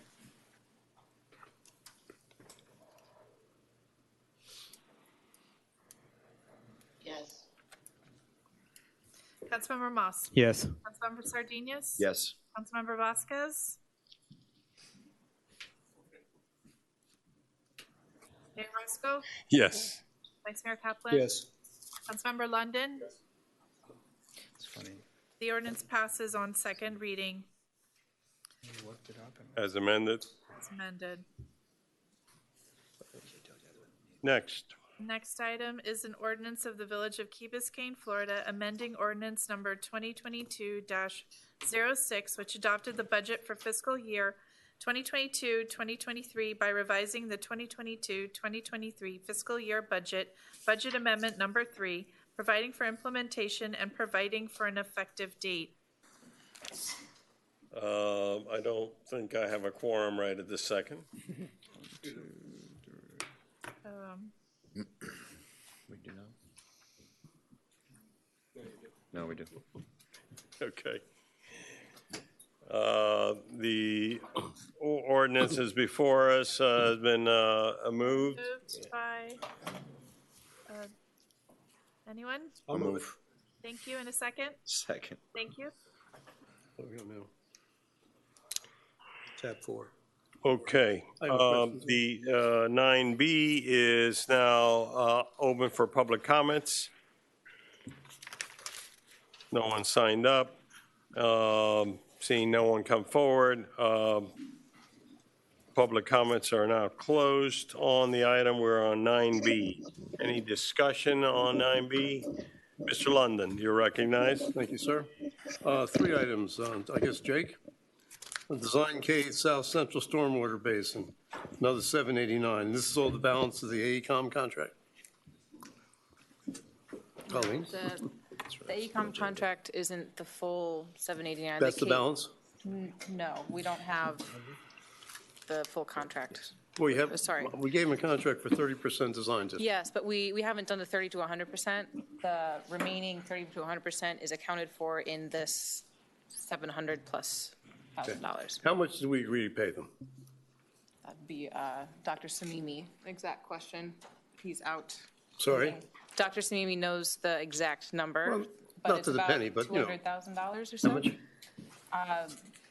for the K 30% design, I think it's about $200,000. I'm not, it's not I'm sorry, I exact. still don't understand you. How many? $200,000. 200. Okay. Yes. So that's for the 30%. Yes. So what is the balance of the money for? It's for the 30 to 100% design. No, I'm saying the balance of the money, we want to roll over another 790. What's that for?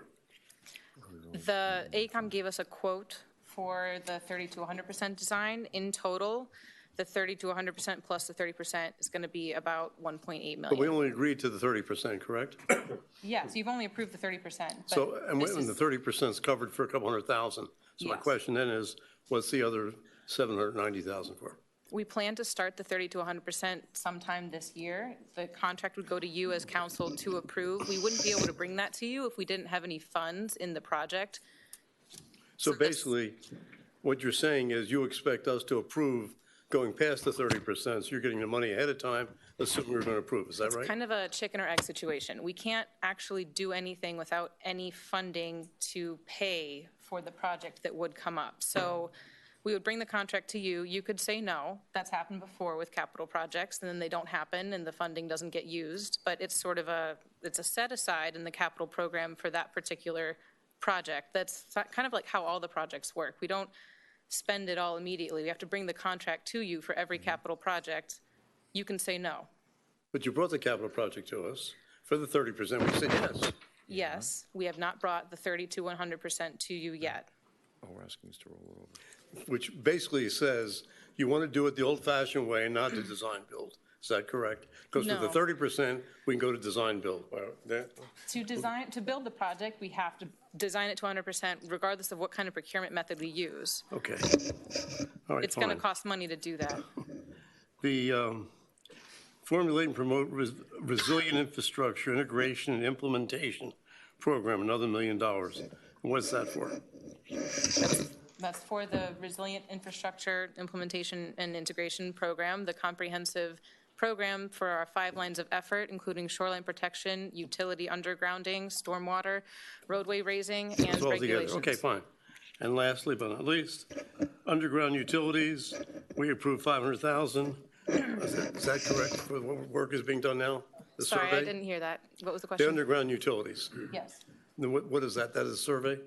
The survey's been complete. Jake can I'll speak to answer. that. That line item, council member, includes several different projects. Is what? Several different Several projects. different projects. Includes portion of the survey, includes monies we spent at the Paradise Park, and includes deposits we made to FPL. So so it's more than underground utilities. It is all under the umbrella of underground utilities, however, it belongs to 2 different pies. So in the Paradise Park, the money we approved last week or whenever it was last month when we had an increase, remember, because obviously you had some problems with the underground utilities, I guess it was, from the FPNL to bring the electric underground, replace poles. Wasn't that taken care of the last time?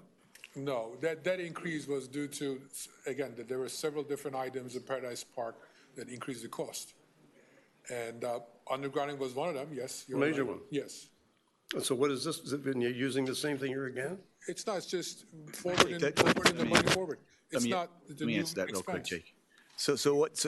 I used my authority to move money, which I have from another project inside the capital improvement plan to pay for that project, which is what you approved through. So what this is doing is bringing the money forward from last year to pay for that project. That's what I want to know. Fine. Okay.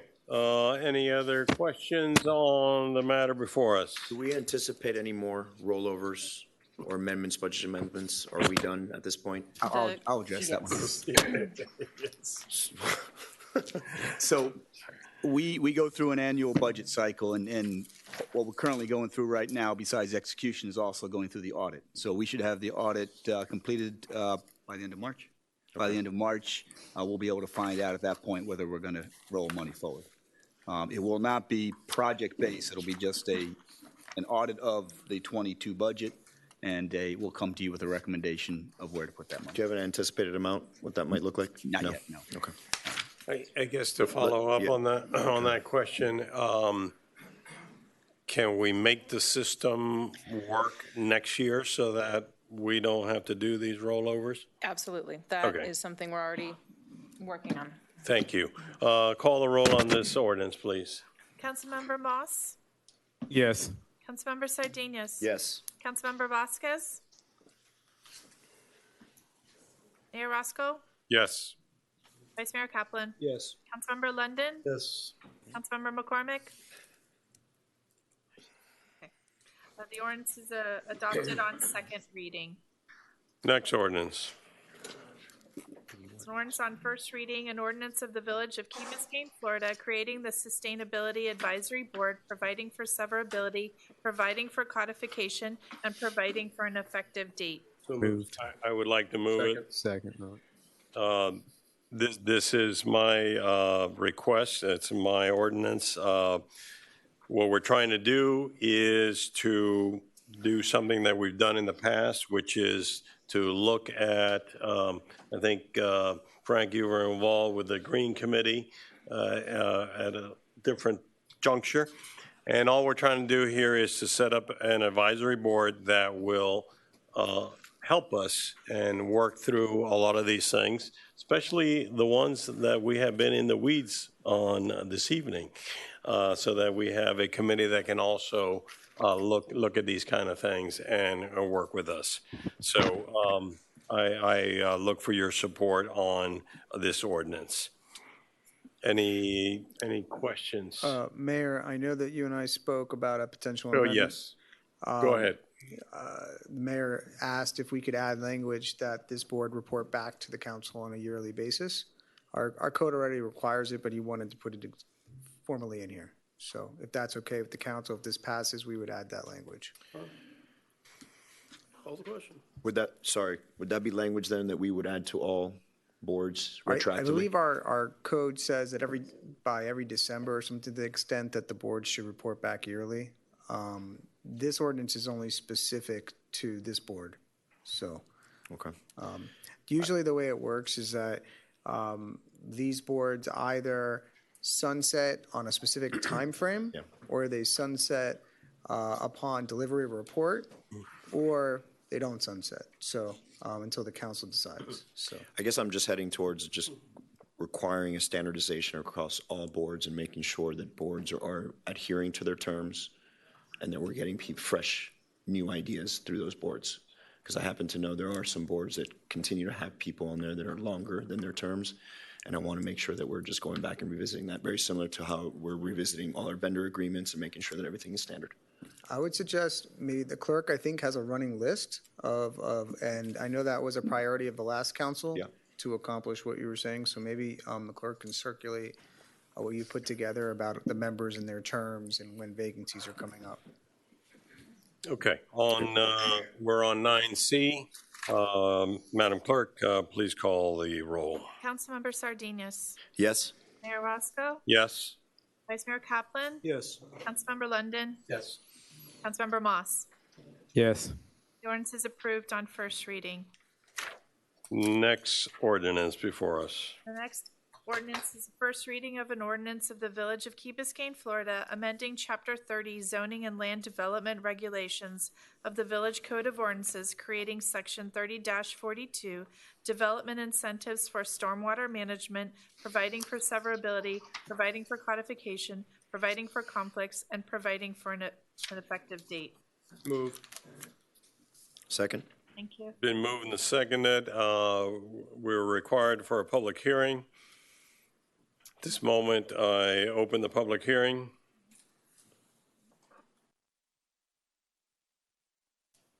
Seeing no one come forward, public hearing is now closed. Yes, Mr. Jeremy. Good evening, Jeremy Koskogger, Director of Building, Zoning, and Planning. So what you have before you is a proposal to incentivize private properties to grant us stormwater, typically easements for access to the bay from any of our pumping infrastructure. Not exclusively, but I think that's primarily how we'll end up relying on them. And this is something that we've already experienced. I've seen, actually had a house that came in. It was a combination of somebody wanting a little more space on that upper level and Jake needing knowing that was going to be a good spot for a pipe to run through the property for a stormwater easement. So this is something we've already seen. That's not a unique scenario where we have properties come in and they actually want to build a little bit more on the upper level so that they can really have a proper room. So what we're proposing is an incentive-based access to an easement where we would grant that. No overall increase in square footage for a house. And this is I think, based on our code and my understanding of it, it's very much a Key Biscayne approach to do an incentive-based rather than simply dictate it. Because there's a scenario where we could just say any new construction along the bayfront requires stormwater access easements. There's certainly precedent for that. City of Miami requires an entire bay walk and bay access for every waterfront property. Taking the approach of the incentive, it's a relatively small one, but we know we've seen it where it could be effective in our experience. Okay. The ordinance is properly before us. Do we have any questions? Mr. London. You're limiting it to 1,000 square feet? Yes. I would, the only change I would limit to 1/3 of the air-conditioned area, because you have different size lots, which gives you different size improvements. So instead of coming back each one, just make it a ratio. And that way, by doing that, you're going to have more open space between more houses. Yeah, so we do, in the code currently actually says you're allowed up to 600 square feet under the current regulations or 15% of FAR. Right. So it's a similar approach. I'm saying 33%. What we've actually seen is that because the houses are so much larger, you're always running into the square footage limitation rather than the percentage limitation. So I'd want to be careful in calibrating that so we don't end up, because if it's 30% of the overall square footage, air-conditioned space, that would cover the entire roof. Yeah. And let's assume that you have a 3-story, which is not going to happen, but I'm just saying it gives you the flexibility. Yeah, I think that would actually result in too much square footage with a consequence of it effectively being able to fill in. You know, you'd be effectively able to just raise up your entire building another 12 or 15 feet potentially. Well, you're still limited by the 35 feet, aren't you? No. This is an overrun to some extent. So this is typically for. How would this affect the overall height? No, through the chair. If I can just clarify. Okay. 30%. I just wanted to remind Jeremy that we still have the limitations that we cannot exceed the FAR that's currently provided in the code. Yes. Yeah. So, it would still be limited by that. But what somebody could do I think we haven't had a request of that size. I think we can get there with this more limited impact. But what somebody could do was reduce square footage on, say, the first floor, or have a larger patio or porch, and move that square footage up to a roof if we went to a much, much larger with a 30% of FAR. So I think this is a little bit more of a scalpel instead of a hammer approach, but I think it'll be effective. Or you could take it, shouldn't exceed the average of the 2 floors. Yeah, but that would still be saying you can. This only adds a little bit. What you're proposing is adding a very, very large amount. Well, if you figure 3,600 square feet on a 7,500 foot lot, and assume the first. I'm sorry. And assume the first floor is 2,000 and the second floor is 1,000. That would give you 1,500 feet for the third floor. Yeah, and so I think that's probably more than people would be comfortable with. Okay. Well, yeah, in terms of visual impact. Just an idea. Yeah, it's not a big deal. Okay. But the sugar cube houses would be. Excuse me. It'd be triple. Let me get back with you. Mr. Moss is in line. Yeah, so thank you, through the chair. So I think we spoke about this as well. So your idea is to, as construction develops, we can negotiate somehow to get access. What's the time that we need to start getting access? Because that takes a long time as people continue to rebuild. Right, so we've been in discussions with this preliminary with AECOM and when they're looking at the K8 basin and what they really need. And they can, in the future, you could add this through directional boring where it's we anticipate this to be in the setback of the properties. So this could be 10, 15, 20 years down the line. If we have the easement in place, we can add the infrastructure much later. Okay, so we don't need the infrastructure right now. This is not like, hey, we need this done in the next 5 years. This isn't simultaneous construction or anything like that that would be needed. This is about securing locations so that as our eventual build out of stormwater infrastructure comes on the line years down the road, we have those guarantees in place now. Okay. There is a real need for additional outfalls. We're already learning that much from our initial conversations with AECOM because when they're looking at the K8 basin already, the volumes that they're talking about are massive. And that need is relatively immediate. It's not 5 years out, as Councilmember Moss was suggesting. It actually could be sooner. That's not the best question. I'm not the best person to answer that question, but it's out there ways. Peeking behind you too. Yeah, we've got some planning to do before we get to construction still. Relative to K8 specifically, we do have a significant discharge deficit. So we are going to be needing to either upsize the outfalls to the maximum ability that we can relative to the easements for one way of moving water. That will then also require needing to move water elsewhere outside of the K8 basin. Or if we did have an easement with a property owner to do something along the seawall, then we could do a maximally different design on the outfall and push a lot more water out of that particular outfall, one of three.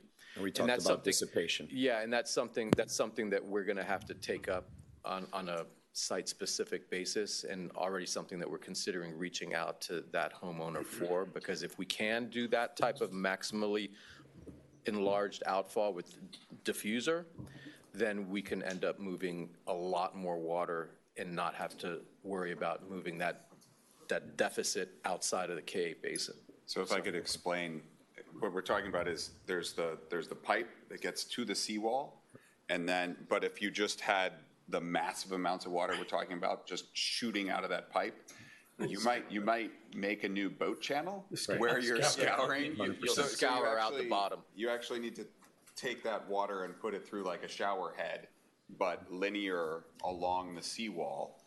So we would actually be looking at easements that sort of are T-shaped or L-shaped so that the water can then go through a manifold and go at a lower velocity into the bay. Okay. So my worry is that whether this incentive is good enough.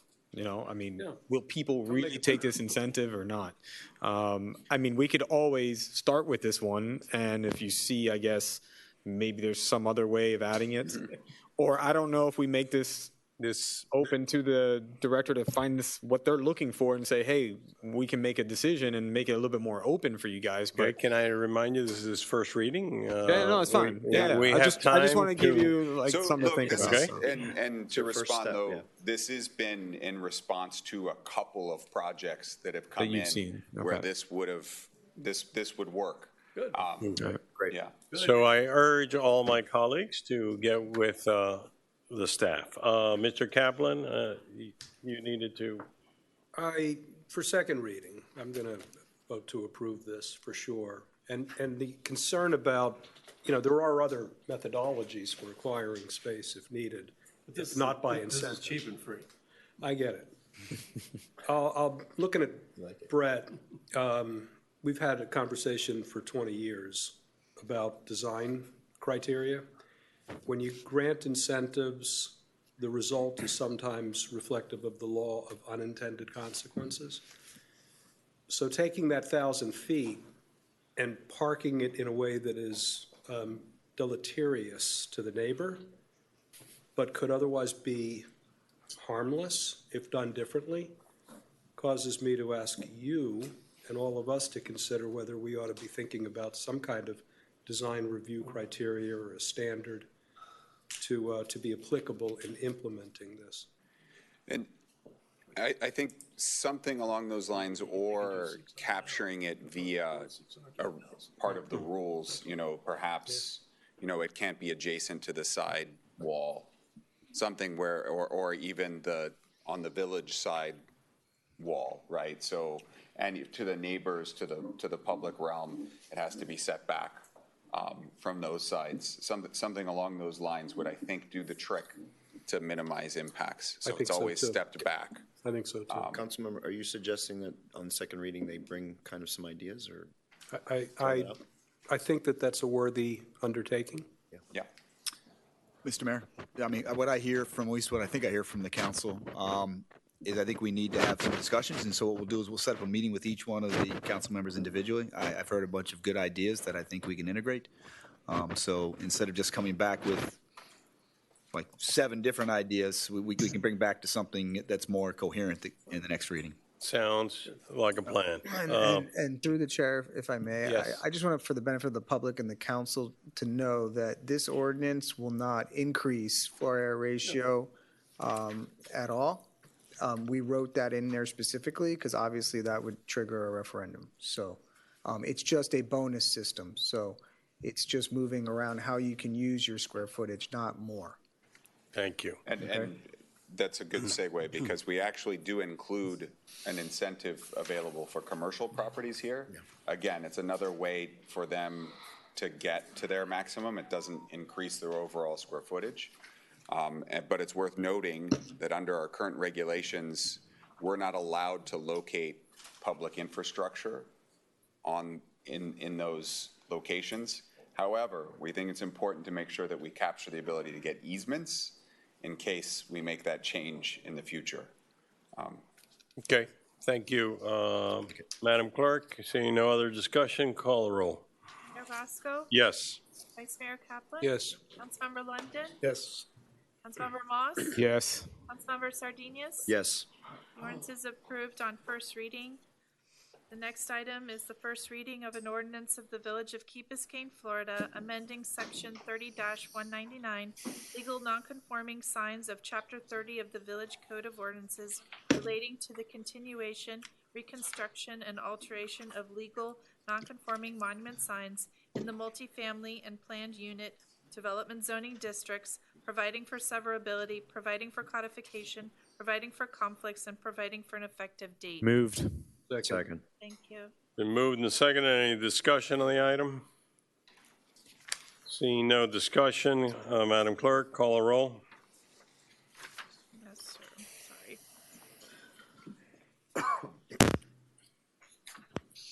Apologies. Mayor Roscoe? Yes. Vice Mayor Kaplan? Yes. Councilmember London? Yes. Councilmember Moss? Yes. Councilmember Sardinius? Yes. The ordinance is approved on first reading. Open it for public comment, Mayor? That was first reading. I know, but it's an amendment to the zoning code, so technically we should. We open the public hearing on 9E. Public comments. Seeing no one come forward, the public hearing is now closed. Thanks, John. Mr. Mayor, Yes. did you want to continue to the resolutions? I'm sorry, or the consent agenda still needs to occur? Public comments. And 10D and public comments. Okay, I don't think we have too many public comments, but we can get it in right now before we continue. I have, for public comments, Elizabeth Evans.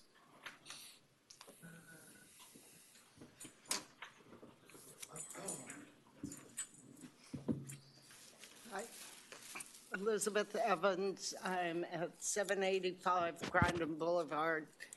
Been living here about 10 years, and Lately, when I walk my dog on the sidewalks, I have my heart in my mouth.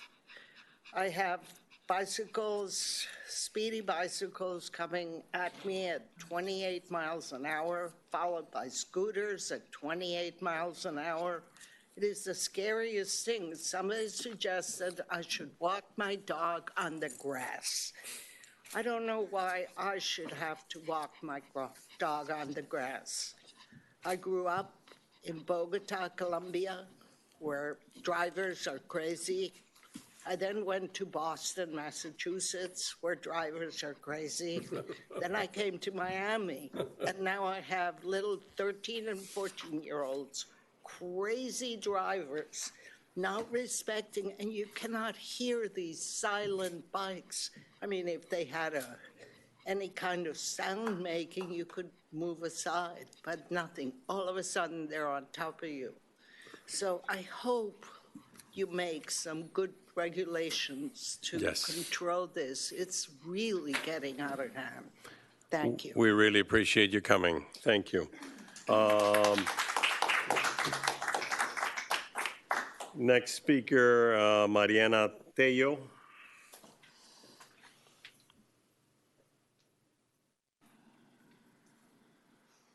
Yes, good evening. Thank you. Your name and address for the record. Okay, my name is Mariana Tello. I live in 141 Crandon Boulevard, Key Biscayne. I'm here on behalf of a friend. 5 days ago, my son's best friend had an accident with his electric scooter. Luckily, or by miracle, he didn't suffer any injuries. But it could have been fatal. It could have happened to my kids, to anyone here. I think this is a wake-up call. I think the government needs to take action. There needs to be regulation, please. I mean, in the past, we had some, the scooters that were rented, and the people could do it, and I think it got banned for, I don't know the reasons, but maybe safety was one of them. So I think it could be considered either to ban it completely and have a bike community, regular bike will be fantastic. I think it's even healthier for the kids, or at least have an age minimum to it or something. Thank you. Thank you very much for your comments. Okay, let's continue with the resolutions, and we definitely are going to get to the item of the scooters and motorized bikes. The next item is a capital project authorizing resolution of the Village Council of the Village of Key Biscayne, Florida, approving the purchase of upgrades to the village's security camera and license plate recognition LPR systems from ER Tech Systems, Inc., doing business as Broadcast Systems in an amount not to exceed $107,163.42, providing for authorization, providing for implementation, and providing for an effective date. Moved. Second. Item is moved and second. Mr. Police Chief Frank Sousa. Good evening, Mayor. Good evening, Council. We're requesting to approve the second phase of our security camera and LPR project. As you are aware, we had an incident that occurred in January of 2022 where there was a lot of public commentary on trying to expand our security camera footage throughout the village as well as our LPR security systems. We did a competitive bid where we had 3 companies come and assess the needs of what we were looking for. We knew it had to be a phased approach, and Broadcast System was awarded the contract last year, and they've done a good job delivering on phase 1, and now we're looking to complete phase 2. Any questions to the police chief? Seeing none. Excuse me, did you bid it again? So when we got the bids last year, we got the bids for the entire project. Okay. Yeah, so the project's been bid. Okay, any other questions? If not, I just want to say this is an important thing to have. You know, this is something that when I first got on council, we brought the first LPR in, and it does a great job of finding people when we need to. So I'm super supportive of it. Yeah. The world has changed since those early discussions about privacy versus security. okay. All those in favor of Resolution 10B? Aye. Any opposed? Okay. Thank you. Motion carries. The next item is a capital project authorizing resolution of the Village Council of the Village of Key Biscayne, Florida, selecting Floridesco LLC for the Community Center LED lighting retrofit project in an amount not to exceed $112,059.55, providing for authorization and providing for an effective date. So moved. Been moved and seconded. Items properly before us. Mr. Hofferberth, Park Director. Yes, sir. We issued the invitation to bid on October 24th, 2022. On November 30th, 2022, we received 4 bids. We reviewed the bids with staff and our electrical inspector, Ray Crusette. And after our review, we recommend proceeding with the lowest responsive bidder, Floridesco, for the $101,870.78. As the Vice Mayor said, we were all pleased to see Mass Academy be recognized as the first Gold Apple school for their resiliency and environmental initiatives, and this is a great way of moving our community center in that direction. Park Director, can you tell us more or less what kind of annual savings this will provide? Sure. The electric savings and the energy and maintenance repair savings are estimated at $29,385 annually, giving us an ROI on our investment in 3.46 years. I think that's a conservative number, but because of the amount of ballast repairs I've had recently. If you recall, in the gymnasium, we had to redo all the ballast and lighting in there, so that's a conservative estimate. So this will pay for itself in three and a half years? Yep. Okay.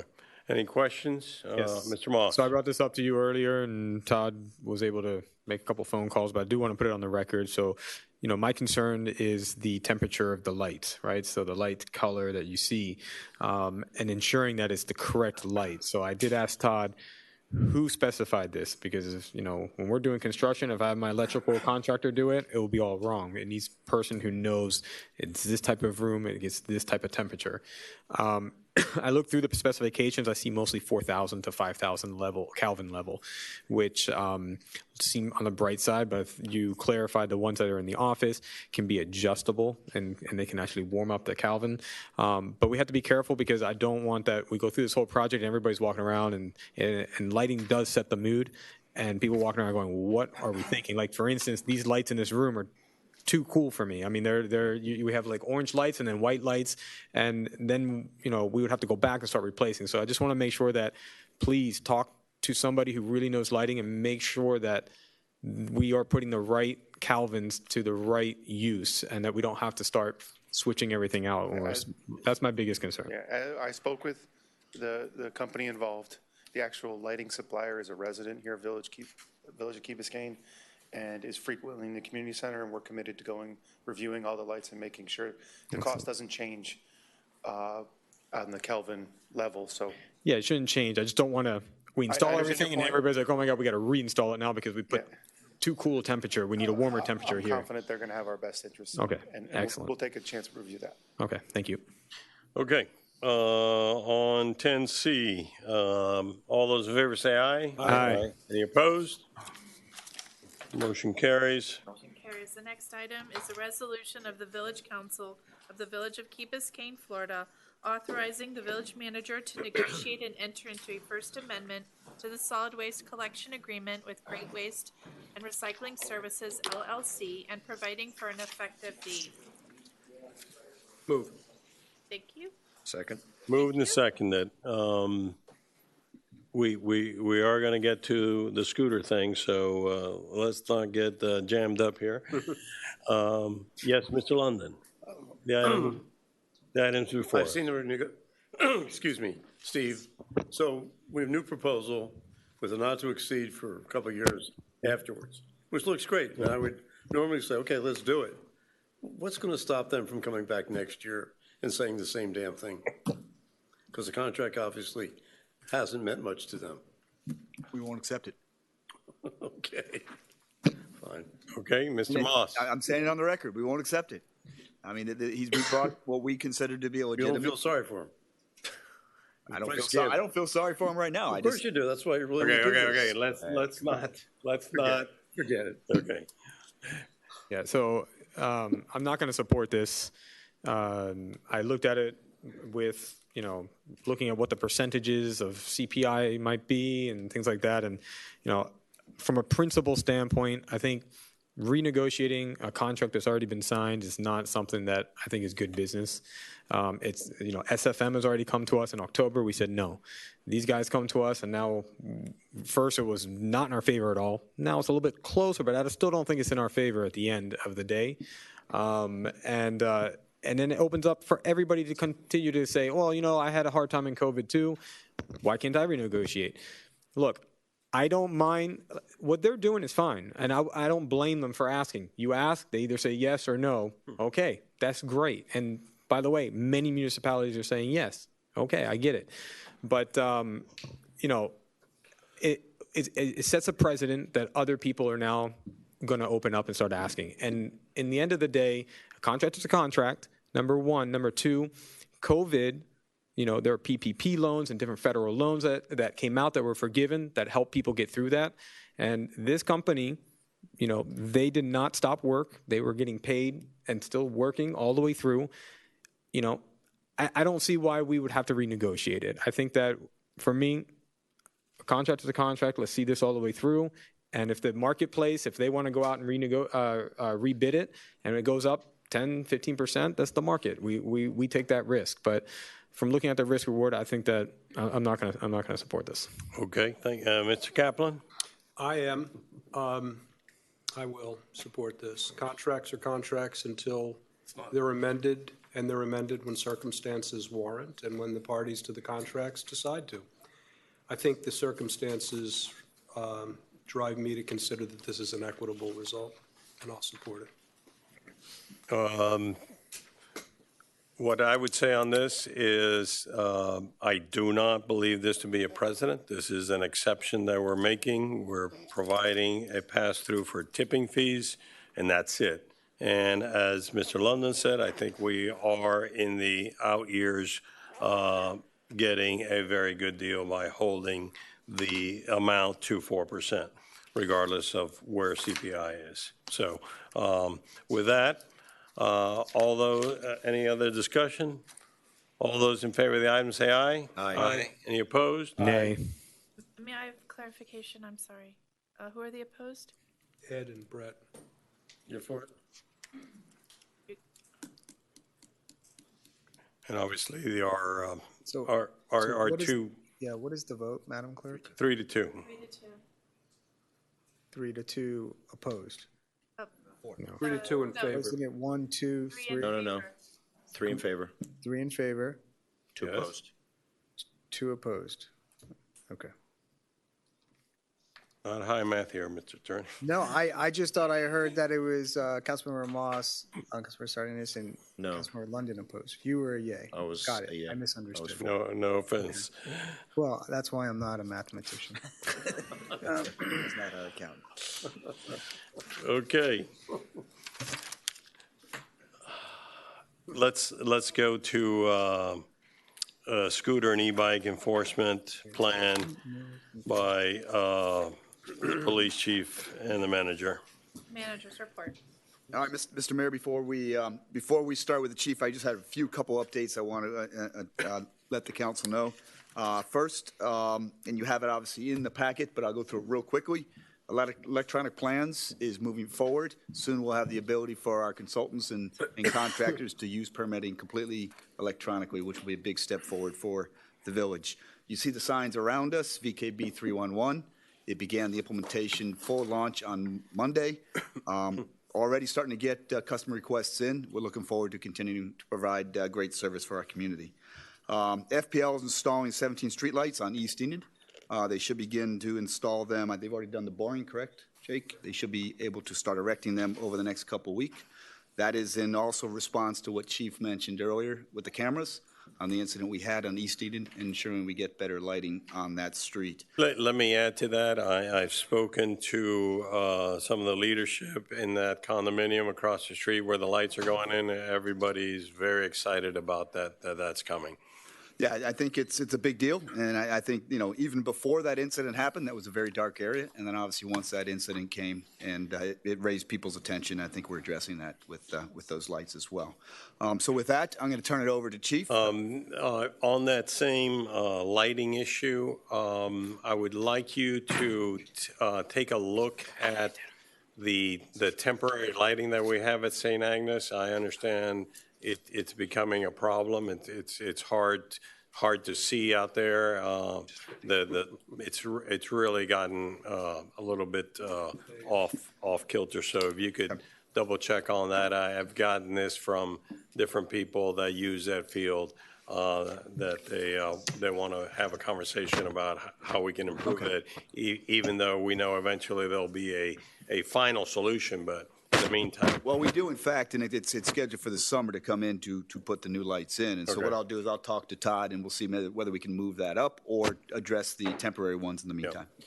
Mr. Manager, do we have a completion date on Paradise Park? A completion date? There is a completion date, yes, there is. Do we know what that is? No. Hampton Park? Hampton Park should be within 2 weeks. Okay. Let's go to our favorite topic here, scooters and motorized bikes. Good evening, Mayor and Council. As many of you are aware, this has become quite the topic, and something that I've worked on with my administration since I arrived here in the village. Needless to say, as of late, we've had increased conversations. I'm proud to tell you that I did hold 2 meetings, one last Wednesday and one the week before. And I'm glad to say that we had over 60 people attend, both of those meetings combined, to include our state representative, Vicky Lopez, and various council members and the mayor. So we've been working on this issue with our village attorney, state representatives, to put in place common sense rules and enforcement tools to address community safety concerns about the use of motorized scooters and electric bicycles throughout the village. And some of the things that you may or may not be aware that we have done. So we created this initiative last June, and we called it Scoot Safe. And at that time, it was dealing mostly with motorized scooters before the advent of the electric bike explosion in the village. We completed 9 Scoot Safe classes throughout the summer, and most of these classes were held at the community center during summer camps. So we had our SROs and village resource officers teach this, and we were able to educate over 500 kids on the rules of the road. And by the way, at that time, not knowing that e-bikes were going to become as popular as they are today, we included e-bike regulations at that time in the class. We distributed over 2,000 flyers. We did this at Village Green. It was a joint combined effort between police, fire, and Parks and Rec, where we were out there in the afternoons handing out these flyers. We also have supplied over 370 lights to various children throughout the village so that they can place it on their devices, and we've distributed 164 helmets. This initiative is something that we work in partnership with the state. FDOT gives us equipment that we're able to distribute to the children in the village. We did also conduct 4 Scoot safety classes, 2 in the summer and 2 at the beginning of the school year. As you're aware, we only had a total of 2 or 3 parents attend those 4 classes in total. And we did partner with local businesses, Sir Pizza and Domino's, to assist us with our Scoot Safe message. So that brings us to where we're at today. And the manager and I have sat with my staff, and we've created this 5 pillars of Scoot Safe. And we call it ALLY, awareness. And what is awareness? It's informing the community on what the safety and operation requirements are. As I stated in these meetings with the parents that I had, there's a lot of communication on chats that we just simply can't do. We don't have the ability as a law enforcement agency to put a driver's license requirement on operators of motorized vehicles or electric bikes. We don't have the ability to do a curfew. We don't have the ability to move them from one place to another. We have to work within the constraints of the Florida law and what the law states. Education, training our users on what the traffic laws are and safety requirements.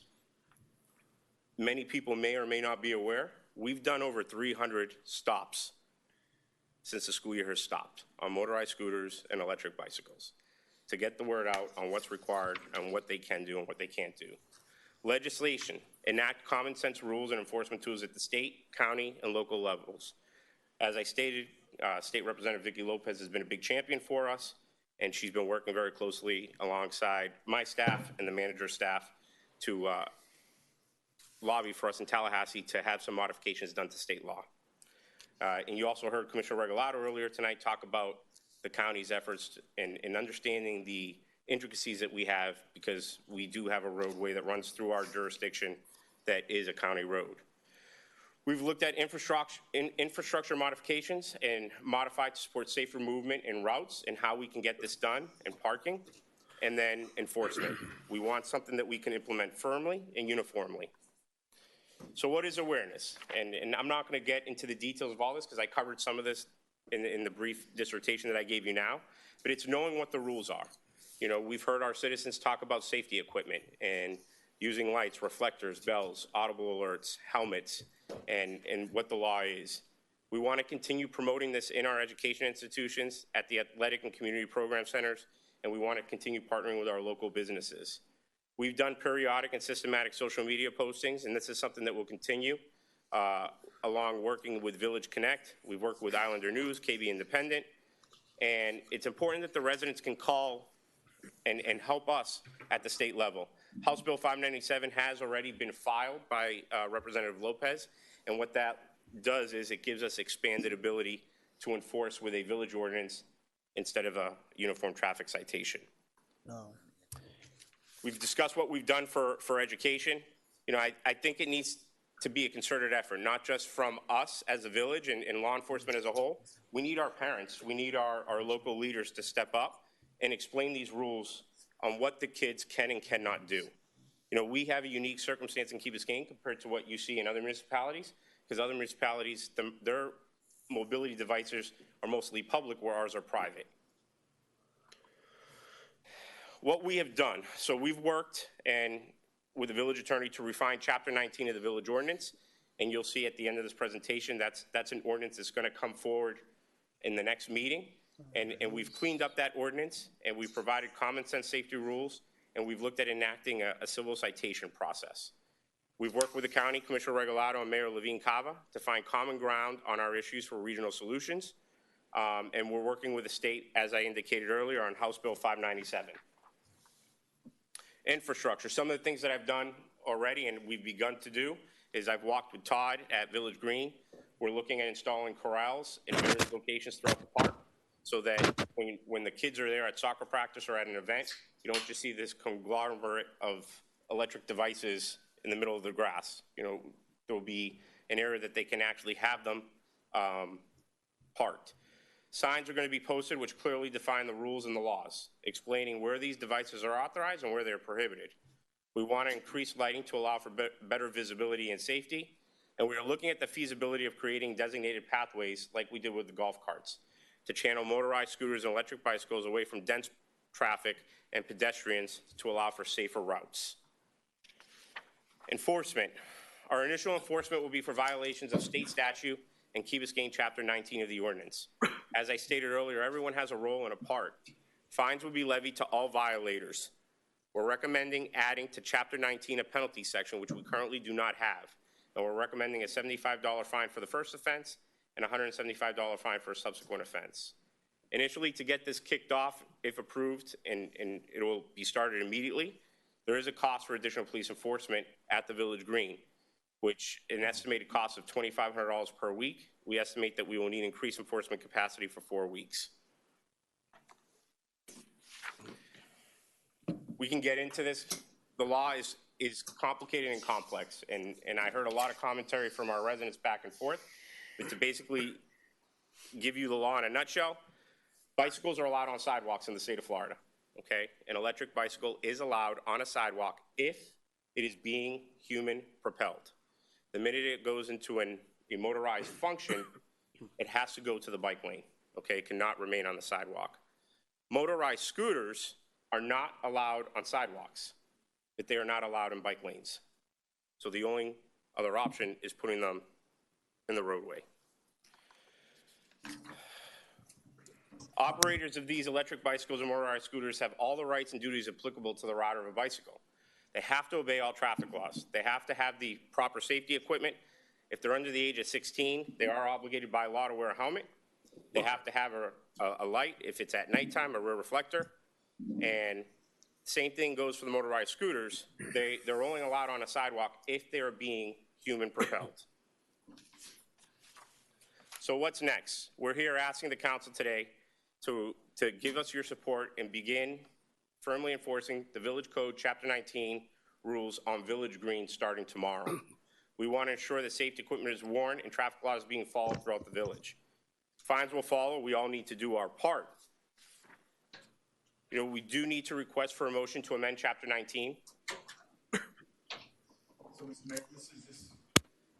this is where we need your support, and you heard Chief mention that we'd like to begin enforcing tomorrow. What I'd like to request is a motion to amend Chapter 19, which would mean I would direct me to come back on March 15th with a modified Chapter 19 with a fee structure that would require $75 for the first fine, $175 for the second fine. This is time sensitive, so I would like this to go into effect immediately, and the lawyer can talk through how we can do that procedurally. Mr. Attorney. So what the manager's asking for is a direction from council by motion to bring back an ordinance, which would provide for a specific fine schedule, as he articulated, which would be similar to the fine schedule for golf carts. And in the meantime, it can go into effect? Correct. We're going to, under the pending legislation doctrine, we're going to be implementing these fees in this interim period. And once the ordinance is adopted, presumably in April, then those fees will be set going forward. Do we have consensus of council? Are we limited to 2 violations, or can it be more expensive on the 3rd violation? 75 for the first one, 175 for the second one. Are we limited to 175 going forward for the 3rd violation? We can never go above the uniform code citation. And Chief, what is the amount for that? Well, in the code, the standardized fine is $250. The uniform traffic citation for a moving violation in the state of Florida is $180. So that's the highest we can go? No, right now, no. The only reason I say that. The answer is yes. If I would suggest, though, if you want to modify it, work with the chief and the manager and myself, and we can discuss a revised. Okay. My only question, real quickly, when we're talking about the noise ordinance, and the chief was telling us his officers go out to a place and people give them, hey, put it on my tab. They don't even give a damn about what it cost.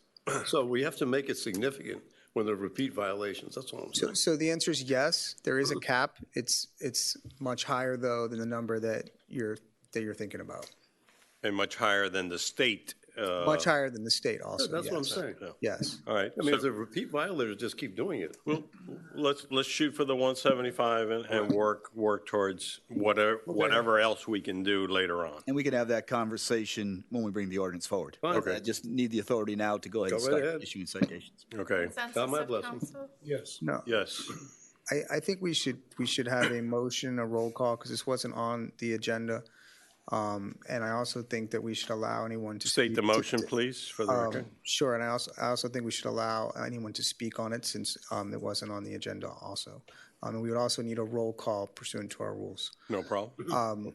The motion would be to direct the manager to bring back an ordinance for first reading, to amend Chapter 19, to provide a specific fee schedule as specified by the chief. As well as I think he wanted some other changes you'll be bringing, right, with Chapter 19. It's not just some clarifications. That's more procedure, just to make it so people better understand exactly what we're trying to do. But the key thing is the fines right now. And in addition, during this pendency period, the council is directing the manager to impose this fee schedule as opposed to the general schedule, which this is consistent with the golf cart ordinance that we have. Okay. Is that sufficient to invoke the pending legislation? Yes. Once we have we give you actual knowledge of the fact that we're drafting, that's sufficient. So, Okay. and then I think we should open it up, Mayor, since this May I have wasn't listed. Someone move the motion, Move. please. Second. Thank you. Anyone wanting to speak specifically to this piece of the equation? We're talking about the fines, okay? The fines, right? Enrique Cisneros, 111 Reef Lane.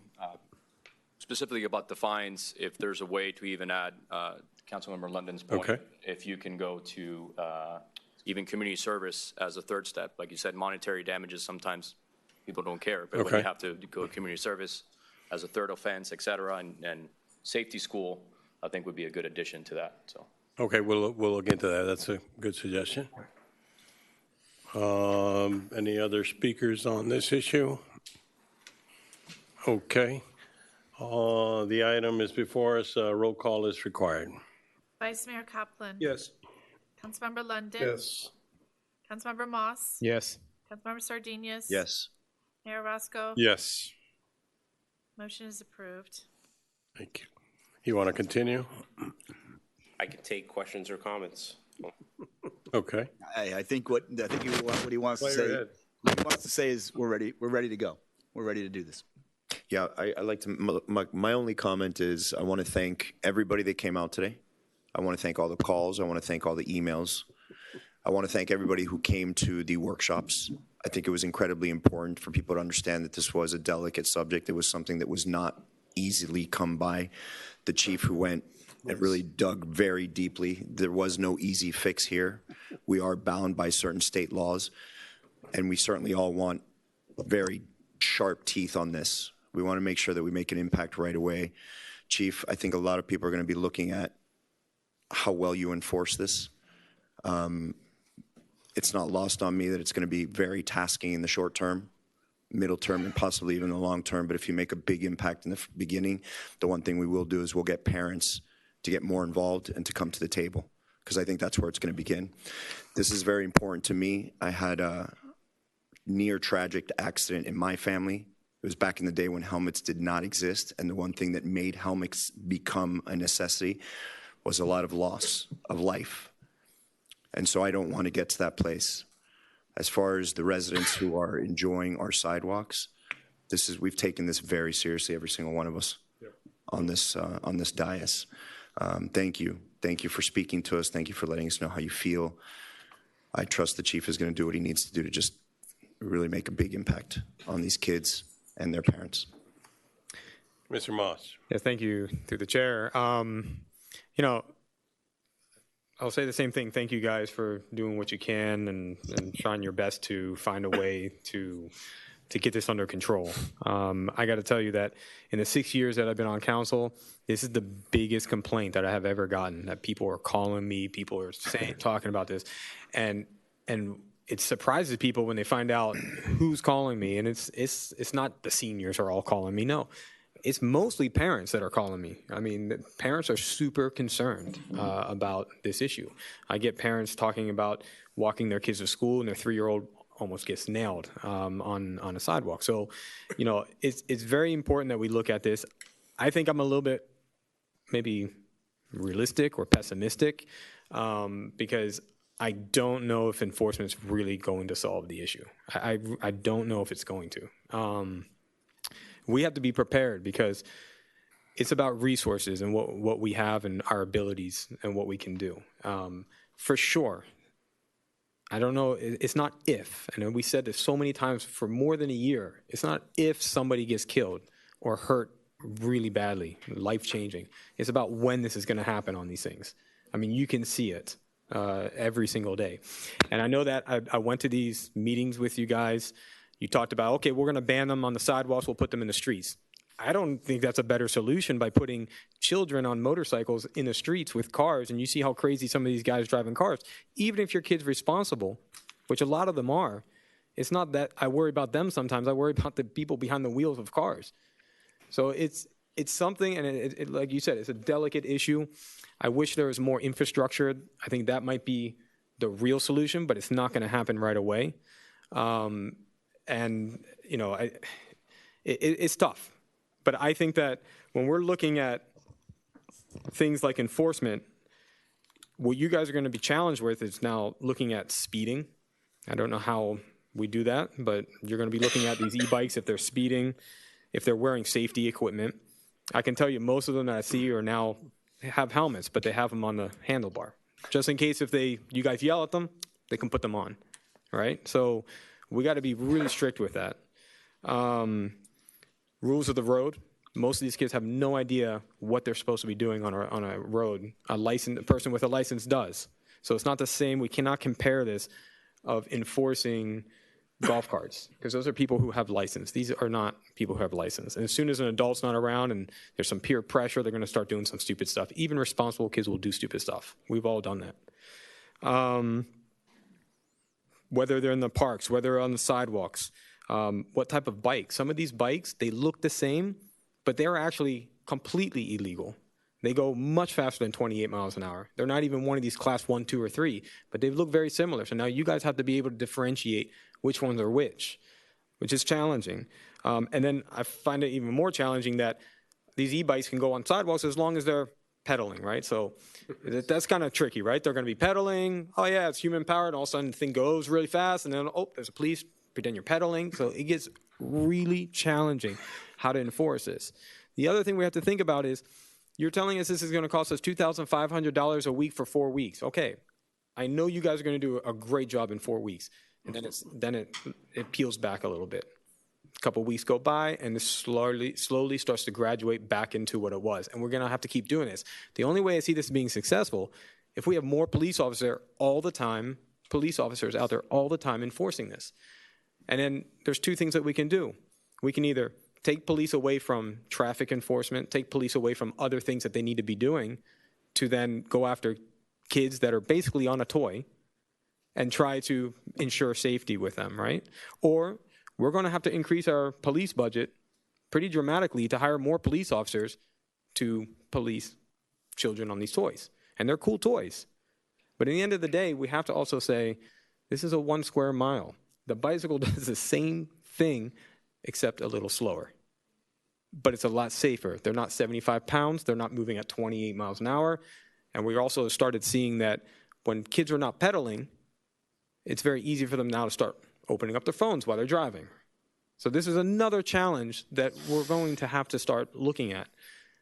I wish there was a solution. I was hoping for a really good solution. I think somebody brought up the sound. You know, why have the company not thought of putting some sound on this? We need the companies involved on this too, because they can't just be selling these things, and there's so much liability. The parents are putting themselves in liability having their kids out there.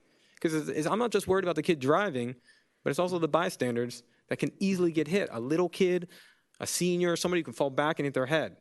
And I'm witnessing firsthand right now a family member who has a traumatic brain injury who was wearing a helmet and landed in the grass, and the impact is insane. I've never seen this before. So, you know, just because, oh, you're wearing a helmet doesn't mean anything. I mean, it can change a child's life. It can change anybody's life.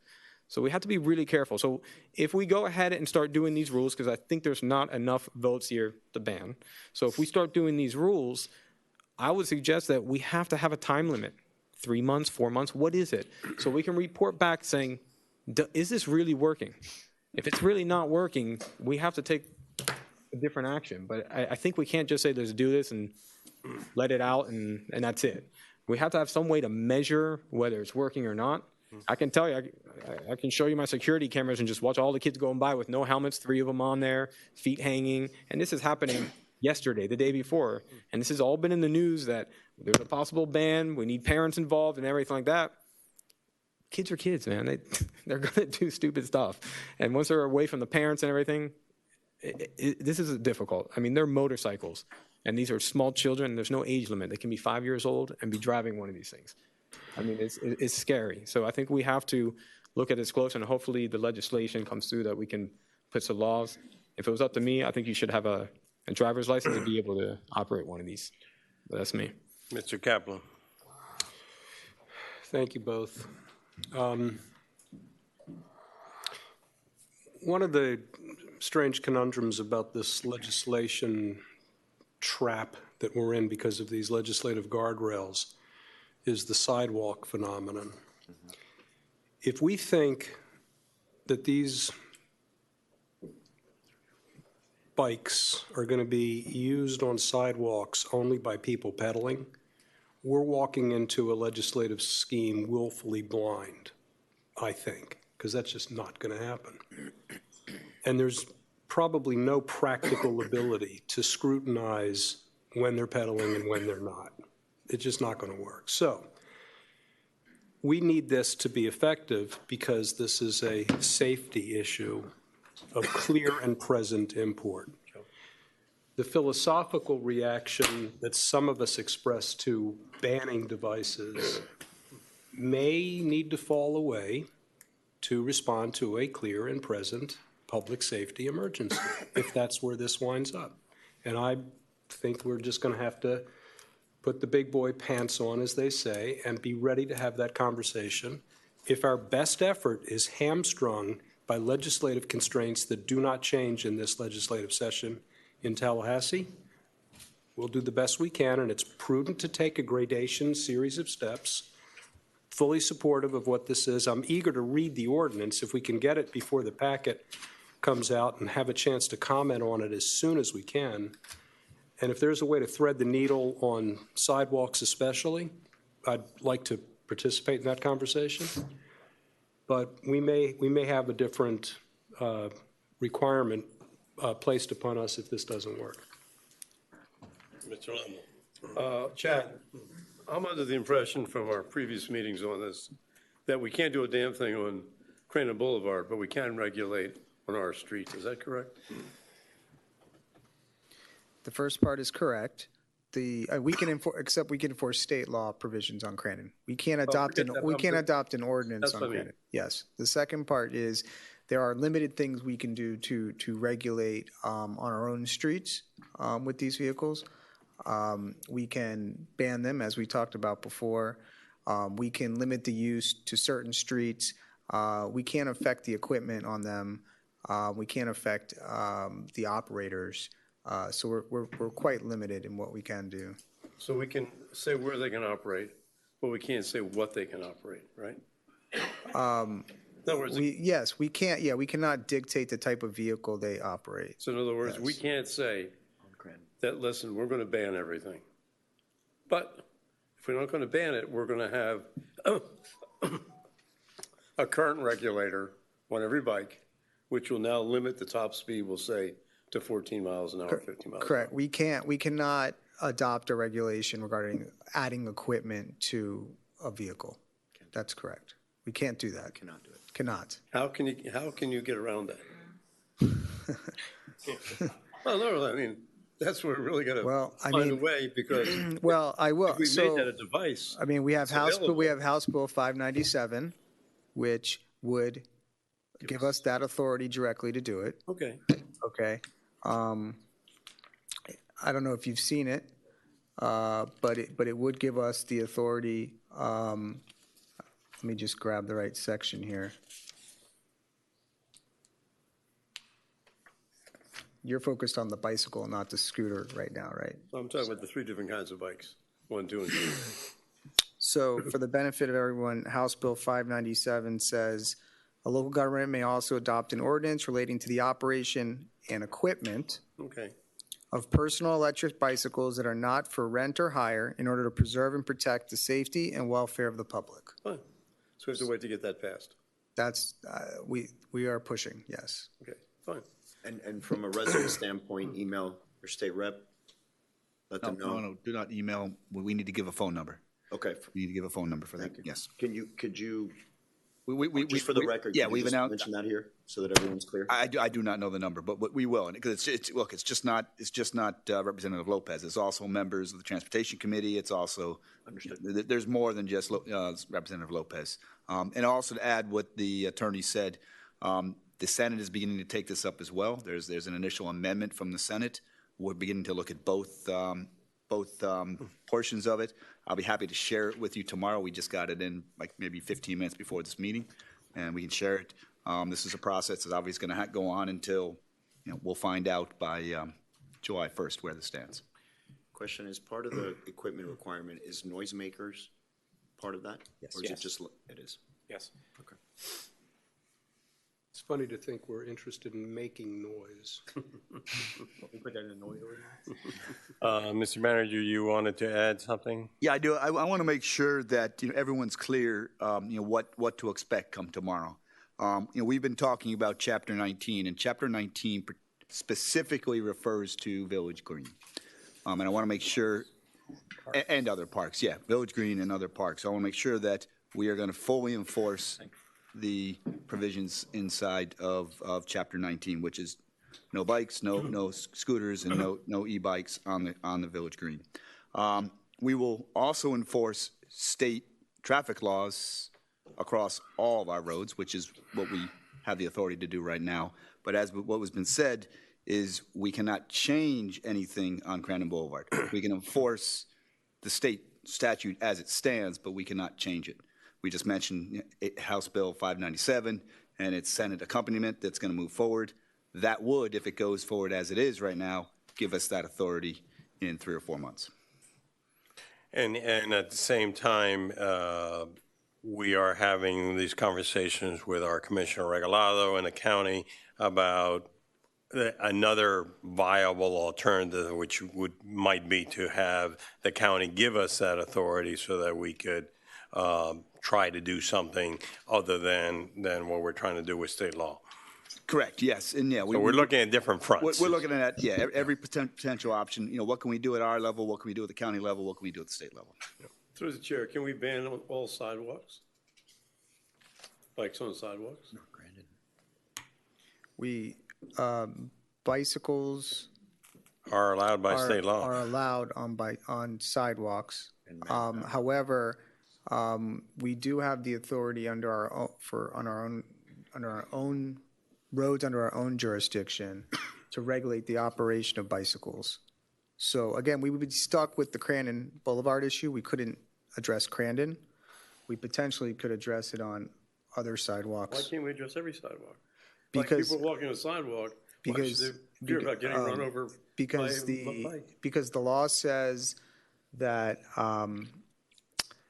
the provisions of this chapter should not be deemed to prevent local authorities with respect to streets and highways under their jurisdiction from utilizing these powers. We don't have jurisdiction of Crandon. That's the issue. We have jurisdiction over Fernwood. Yeah, so why can't we ban them on Fernwood, on Woodcrest, and all the other Every streets other that sidewalk we have. Well, are you talking about, currently motorized bicycles are banned. You're talking about human-powered bicycles? What about motorized bicycles? Okay, so motorized bicycles are banned under state law unless they're being pedaled by human power. Well, I guess education comes in, because I don't think kids know. It does, but I want to be very clear, and I think Vice Mayor Kaplan was very eloquent in the way he described it. It was elegant. It's a conundrum for officers to enforce that. Oh, I understand. Because you have a kid on a bike, and he's got his feet on the pedal, and you don't hear the motor. And we're going to get into this issue. I think the important aspect here is what the manager said, is a clear understanding of what we're going to be doing at Village Green starting tomorrow. There's going to be strict enforcement. There's going to be tickets written. My anticipation is there's going to be quite a few written, and there's going to be quite a few emails on what we're doing. Good. But at the same time, no one can say that there hasn't been ample information, ample education, or ample warning, because we've been talking about this. Right. Can you, I heard it's a little bit different, but can you talk to the enforcement you did with golf carts? Because that did make a difference. Can you elaborate on that? Yeah, so when I first arrived here, we were having issues with golf carts and compliance with equipment violations. There is a little bit of a difference, like Councilman Moss stated, because there's that driver's license requirement, but we did, when the ordinance was re-amended and passed and we edited it, the first month there was a large amount of civil citations issued, and we've seen a great deal of compliance. Is it perfect? No. I do think it's a lot better than what it was when I first got here. And now we have an idea of a system, a process in place for how we follow up to see if these citations are being paid, and we work with code to ensure that there is a follow-up. And that's going to be part of the role of, we have a process in place and we're ready to go tomorrow. I think the important thing here is that we all do our part. And, you know, it's not just the police, it's not just the council, it's not just the local leaders. Parents have to step up and explain the rules just like we are. Can you walk us through what would happen to, you know, how are you going to give a ticket to an 11-year-old, let's say? Yeah, so we're clear tomorrow, if we do stop an 11-year-old on Village Green, you know, and they're not walking their device, it is a ticket, it's a civil citation. You know, obviously get their name, address, information. The instruction I've given to my officers is to make every attempt to contact the parent.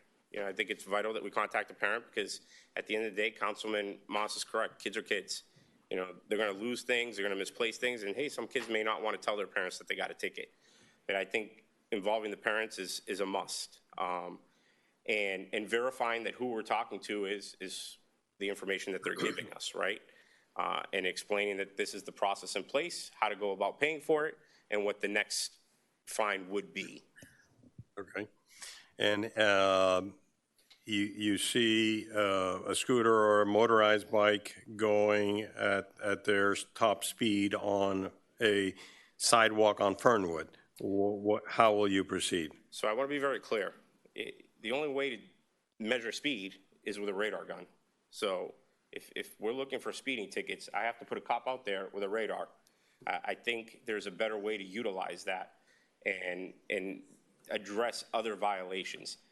You know, what we're being tasked to do is difficult. I'm not going to sit here and sugarcoat it. I do think once you give us the authority to do it, it is going to have an impact. I think once the parents start seeing that this is it, you know, we have to follow through on what we're saying. There's regulations, there's rules. And if not, you know, we're going to keep track of our efforts. We can present it to you and then have that follow-up conversation. Okay. I take a positive view. I think that what we're going to do and implement is something that will have an effect. I trust that our parents and our children will act responsibly, and so let's give this a chance.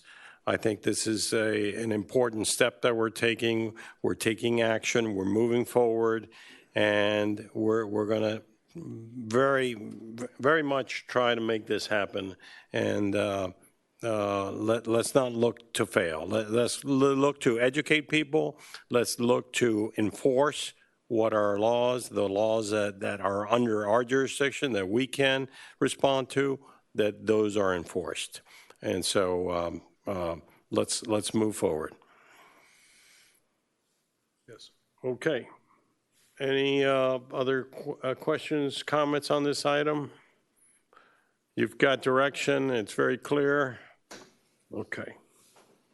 All right, let's finish what's left of our agenda. It's continuation of the manager's report, electronic plans review update. He already gave that. Mr. Mayor, I'm finished with the manager's report. I would like to highlight two things. The strategic steer right is in the back, updated with the items that came out during the committee of the whole. So if the council would like to look at that, make sure we captured the words correctly, as well as the latest capital improvement plan as well. And that's all I have for the manager's report. Okay.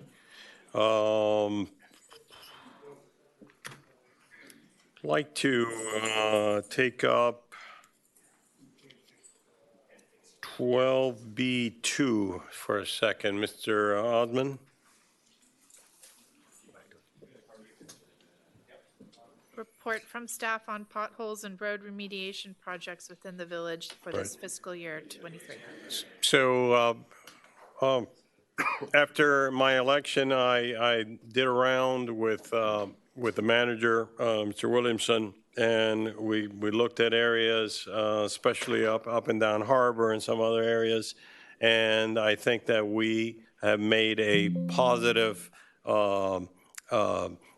a positive impact on resolving some of these potholes that exist. And so I wanted to share that information and also get people to using the VKB 311 and other methods is to have people be able to respond and be able to take care of these things and not be afraid to report them.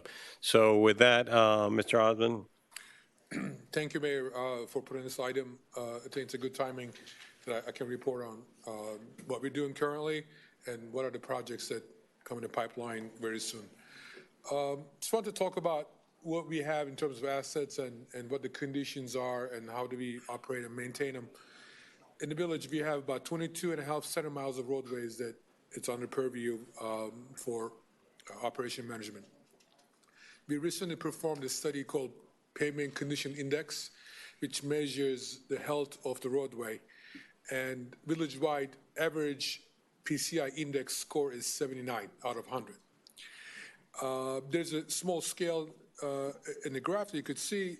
Basically, 80 to 100 is preceded as good, and 60 to 80 is fair, 20 to 60 is poor, and below 20 is failed. So we are at 79. We are not at good, but we are at high level of fair. And doing some analysis and looking at our roadways and some of the municipalities and talking to our consultants, we decided that its village should be operating at average PCI of 85. And keeping a high PCI score also helps us reduce the overall long-term, current and long-term operation maintenance cost. And we did a 5-year analysis and looked at the numbers to bring us to PCI 85, and it is about $1.1 million investment every year to get us to PCI 85 at the end of 5 years. So that's the amount of level of effort and the money that it requires. I want to talk about a little bit of our budget and how much money we have and where we spend it. In our Public Works operational budget, I have about $189,000 budgeted this year. $20,000 of that just for roadways, for potholes and everything. And I spent this year $53,000 actually over budget because there are that many potholes out there. We have traffic circle maintenance for $20,000. I haven't touched that yet. Street signs, we have $11,000. I spent $65,000. And right-of-way maintenance, I have $128,000. I spent $38,000. So reiterate that for me. The total budget for potholes is what? It was $20,000. $20,000? Yeah. That's nothing. I mean, it's very minimal. Okay. Very minimal. But we spent actually today only one quarter. It's $53,000. $53,000 I've spent. Again, wait a minute. You said $20,000. It was 20 is budget. Yes, you're all right. But it's a repair and maintenance budget. I can interchange some of the line items and pay for things as needed because they all fall under one umbrella of overall right-of-way and roadways. We have capital. So you have used $53,000 towards filling potholes over this fiscal year? Correct. I want to make, I know you're using the term pothole, but it's actually road improvements because we've gone road much improvements. We've gone much bigger than just potholes. We've had significant areas where the road is failing. For capital improvement and stormwater fund, we have $250,000 allocated from stormwater fund and $471,000 from a CIP, roadway building resurface. And that's another $721,000 that we have that we'll use this year towards immediate flood control project as well as roadway repairs. Okay. Yes. Yeah, I have kind of segue into something that relates to this, the Operation Maintenance and Repair Program, right? So, for the last year and a half, I'm very interested in how you guys, I guess the list of all of our assets, how do you inspect them? How often do you inspect them? Who inspects them? Then how do you maintain them? How do you repair them? I want to see like that whole plan. And I know you guys mentioned a couple of times that you were going to bring something to us to kind of go through that whole process, not just, I like that we're talking about one of them, but like even from this, like who inspects these things? How often do you inspect them? Is there a certain dedicated personnel that we have on staff that is driving once a day or once a week or once a month to go check curbs or check circles? And then once they find something, what's the process and how long does that process take to repair them? Because I think it's really important that we focus in on maintaining what we have. And I think over the past so many years, you can see that things have fallen apart. And you guys may already have something in place, but I really would like to understand that operation and how you guys have improved it and what that process is at some point. Sure. Yeah, we have the process in place. We could report to before the council next meeting if that's desired. Yeah. Sure. Yeah, I'd love to even, and maybe it's so detailed that maybe we can sit together and you can sit with me and show me how it works. 'Cause I'm really interested in that process. Yeah. Okay.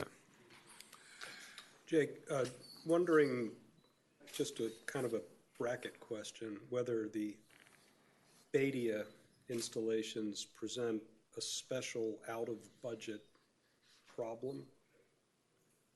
Yes, they are not budgeted in our operational budget, and they're a little bit of different area, but we are documenting and we're going to put towards next year's budget to address all the Badia plazas. Okay, very good, thank you.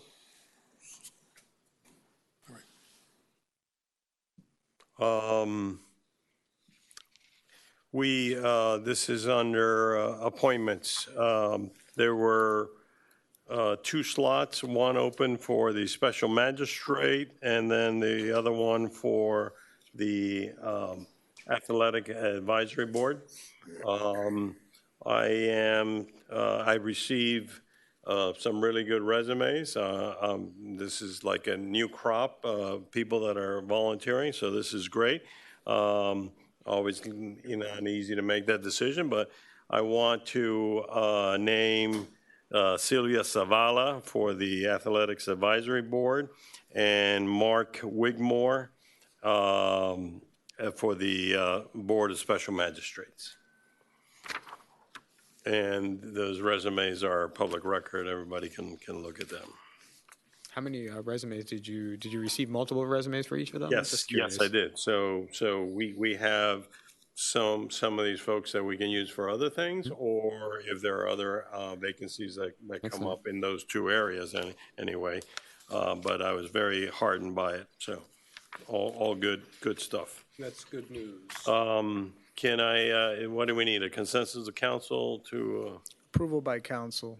Okay. So we have to go to vote? So, I'm good. Is consensus or a vote? it says approval of council. I think that if you want to make a motion, just so we have it clear in the record, that's fine. I make a motion to approve these two members. Second. All those in favor say aye. Aye. Any opposed? Okay. We have 12B3. Yes. And Ed, before I give you the floor, the way that we used to do this at the county is that we have a general prohibition against any preemptions.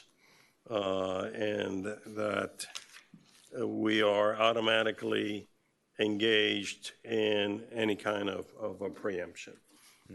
So to me, this, I don't think we need to even bring it up. I mean, this is something that the manager will definitely be working on, and we all would share in the same thing, so. I don't know if we have that at Okay. Key Biscayne, so if we don't, I think we should. Okay.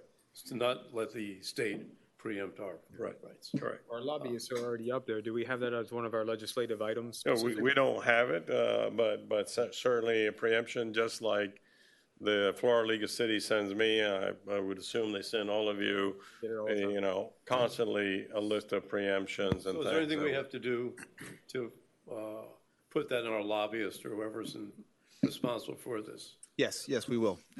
We'll take a look at those, the legislation that was mentioned earlier, make sure that we understand exactly what it is, and then we'll talk to our lobbyists. In general, and our just not legislators. only this. Yeah, in general, yeah. Yeah. No, and we'll also, I mean, obviously, you want to look at the current danger, then look deeper for anything in the future. Well, I think just to reiterate what the mayor was saying, is that whenever there's any preemption coming, we should take that as our highest priority for our lobbyists to go up there and fight against it. I think over history, we've done this repeatedly. Okay. The county league, the Florida league does Yeah, the same thing. we all get together, yeah. Do we need a vote on that or anything else? Just the will of the council? Chad? what do we need? Consensus of council that we are I think the against. manager has direction, and he'll speak with our, Okay. You have direction, okay. Okay, village attorney, there's an amicus brief that you wanted to talk to us about. Potentially. There was a case in the 4th DCA, which is the district north of us, that came down a couple weeks ago, which stood for not allowing local governments to continue to a date certain items anymore. And, you know, we often do that here. It saves the village a good amount of money in doing that. I know that the clerk received a notice from the Clerk Association about this case too. The League of Cities has intervened in the case. They're now seeking a motion for rehearing. So I don't know what other cities are going to be doing, but those tend to move quick as far as if cities want to join. So I wanted to bring it to your attention. If you wanted to join, if there was an amicus that was being asked of, if the council wanted to join in as the Village of Key Biscayne in support of it, of a rehearing and potentially reconsideration of that ruling. I just wanted to get some direction from you guys. Could you tell me the ruling again? Yeah. Sure. The ruling is, I don't know if, let's just take it in practical terms. We often hear Name of the case? Testa versus Jupiter Island. Jupiter Island. Let me make sure I have the plaintiff's name right. Give me 1 second here. Tequesta, you said? Or Testa, Testa versus the town of Jupiter Island. What we often do on this council, as well as cities across Florida, is a number of times we'll have an ordinance on for second reading, but it's maybe not really ready yet for adoption. So you may recall a lot of times we say, well, let's make a motion to a date certain, right? When you do that, the village does not have to re-advertise that ordinance. So the village doesn't go through that expense. It has always been presumed that that was okay because anyone who had an interest in that ordinance was here. They would have heard the deferred to a date certain, and then the clerk put it on the next agenda. Under this particular ruling, cities would not be permitted to do that anymore. We would have to re-advertise, which those advertisements can be expensive. Yeah. So I don't really know what's going to happen yet. While we were just sitting here, I just got an email from the League of Cities talking about it again. I mean, the Florida Bar section for local government, they may file something. I mean, this is a very large case that's going to have impacts on governments. So if you don't have to make a decision tonight, but these things tend to move quick, right? When you start to file things. So if you wanted to have an interest, I would, and someone contacted me, I would say, sure, add Key Biscayne as, a party. But if not, we can wait and I can report back. Is there a cost to us? At this point, there's nothing really pending. I mean, it's possible that they may say just join in name only.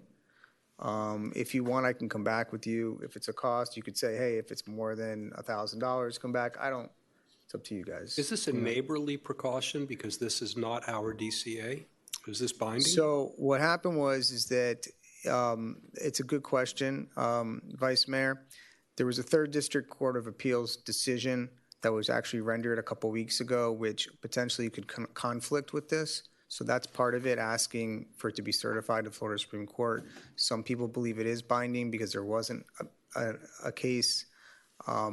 There's also a movement to stay this ruling until to see if the court can maybe reconsider this. So there's a lot of impacts. But yes, there is a question as whether or not it's binding. And there's definitely attorneys around the state that are questioning it. But it's unclear at this point. My notion would be to join in whatever effort to rebuff this or negate it is mounted. This serves transparency. It disserves good process. It disserves frugality. I see no I see no justification in practical terms for such a ruling. I'd oppose it. Well, if something comes up, I can report back to you. And if you will, if you guys give me your direction, I'll advise them, yes, Key Biscayne is willing to join. I'll report back. If there's a monetary cost, you know, you can give me a cap now or, you know, Okay, it's up to you. okay. Esquire? You know, I think I'd like to see what your best recommendation is after consulting with whoever it is that you're consulting with. My principle would be to participate in an effort to negate the effect of this. Yeah. But do you Okay. want to do that now, or you want to wait for him to report back to us and then we make a decision? That Report back to us and make a decision, okay? Okay. So I'll hold off. I'll report back if there becomes a movement and I get a request. I'll report back at the March, what is it, 15th? March 14th. 14th meeting. But if you become aware in the meantime of something imminent that you feel that we ought to join in to oppose, please let us know. Okay, I will. We can always do a special meeting for that. I'll let you guys know. Why don't we do this so that maybe we wouldn't have to call a special meeting? Can we, you know, instruct if the situation arises that then you go ahead on our behalf and just let us know that there isn't, you know, some extravagant cost attached to it, right? Yeah, there won't be. If there was, then I definitely would come to you first. Perfect. There you What we're really talking about is signing on to an amicus. Yes, requesting for a rehearing. I mean, in the local government world right now, this is going to be flooded. You guys will probably start getting correspondence if you haven't already, because there is a note out. They're actually already trying to start drafting legislation to deal with it in Tallahassee. I mean, this is a really big issue for a lot of governments. Not just us. Miami-Dade County is also looking at it because their advertising costs are tremendous. Yeah. So it's a big deal. Even though they use small print. All right, Madam Clerk, Last remaining item is the consent agenda. Move. The first time we did it at the end. And the second? moved I'll and second. Discussion, seeing none, all those in favor say aye. Aye. I have a motion to adjourn. Move. Moved and seconded. All those in favor say aye. We're adjourned. Always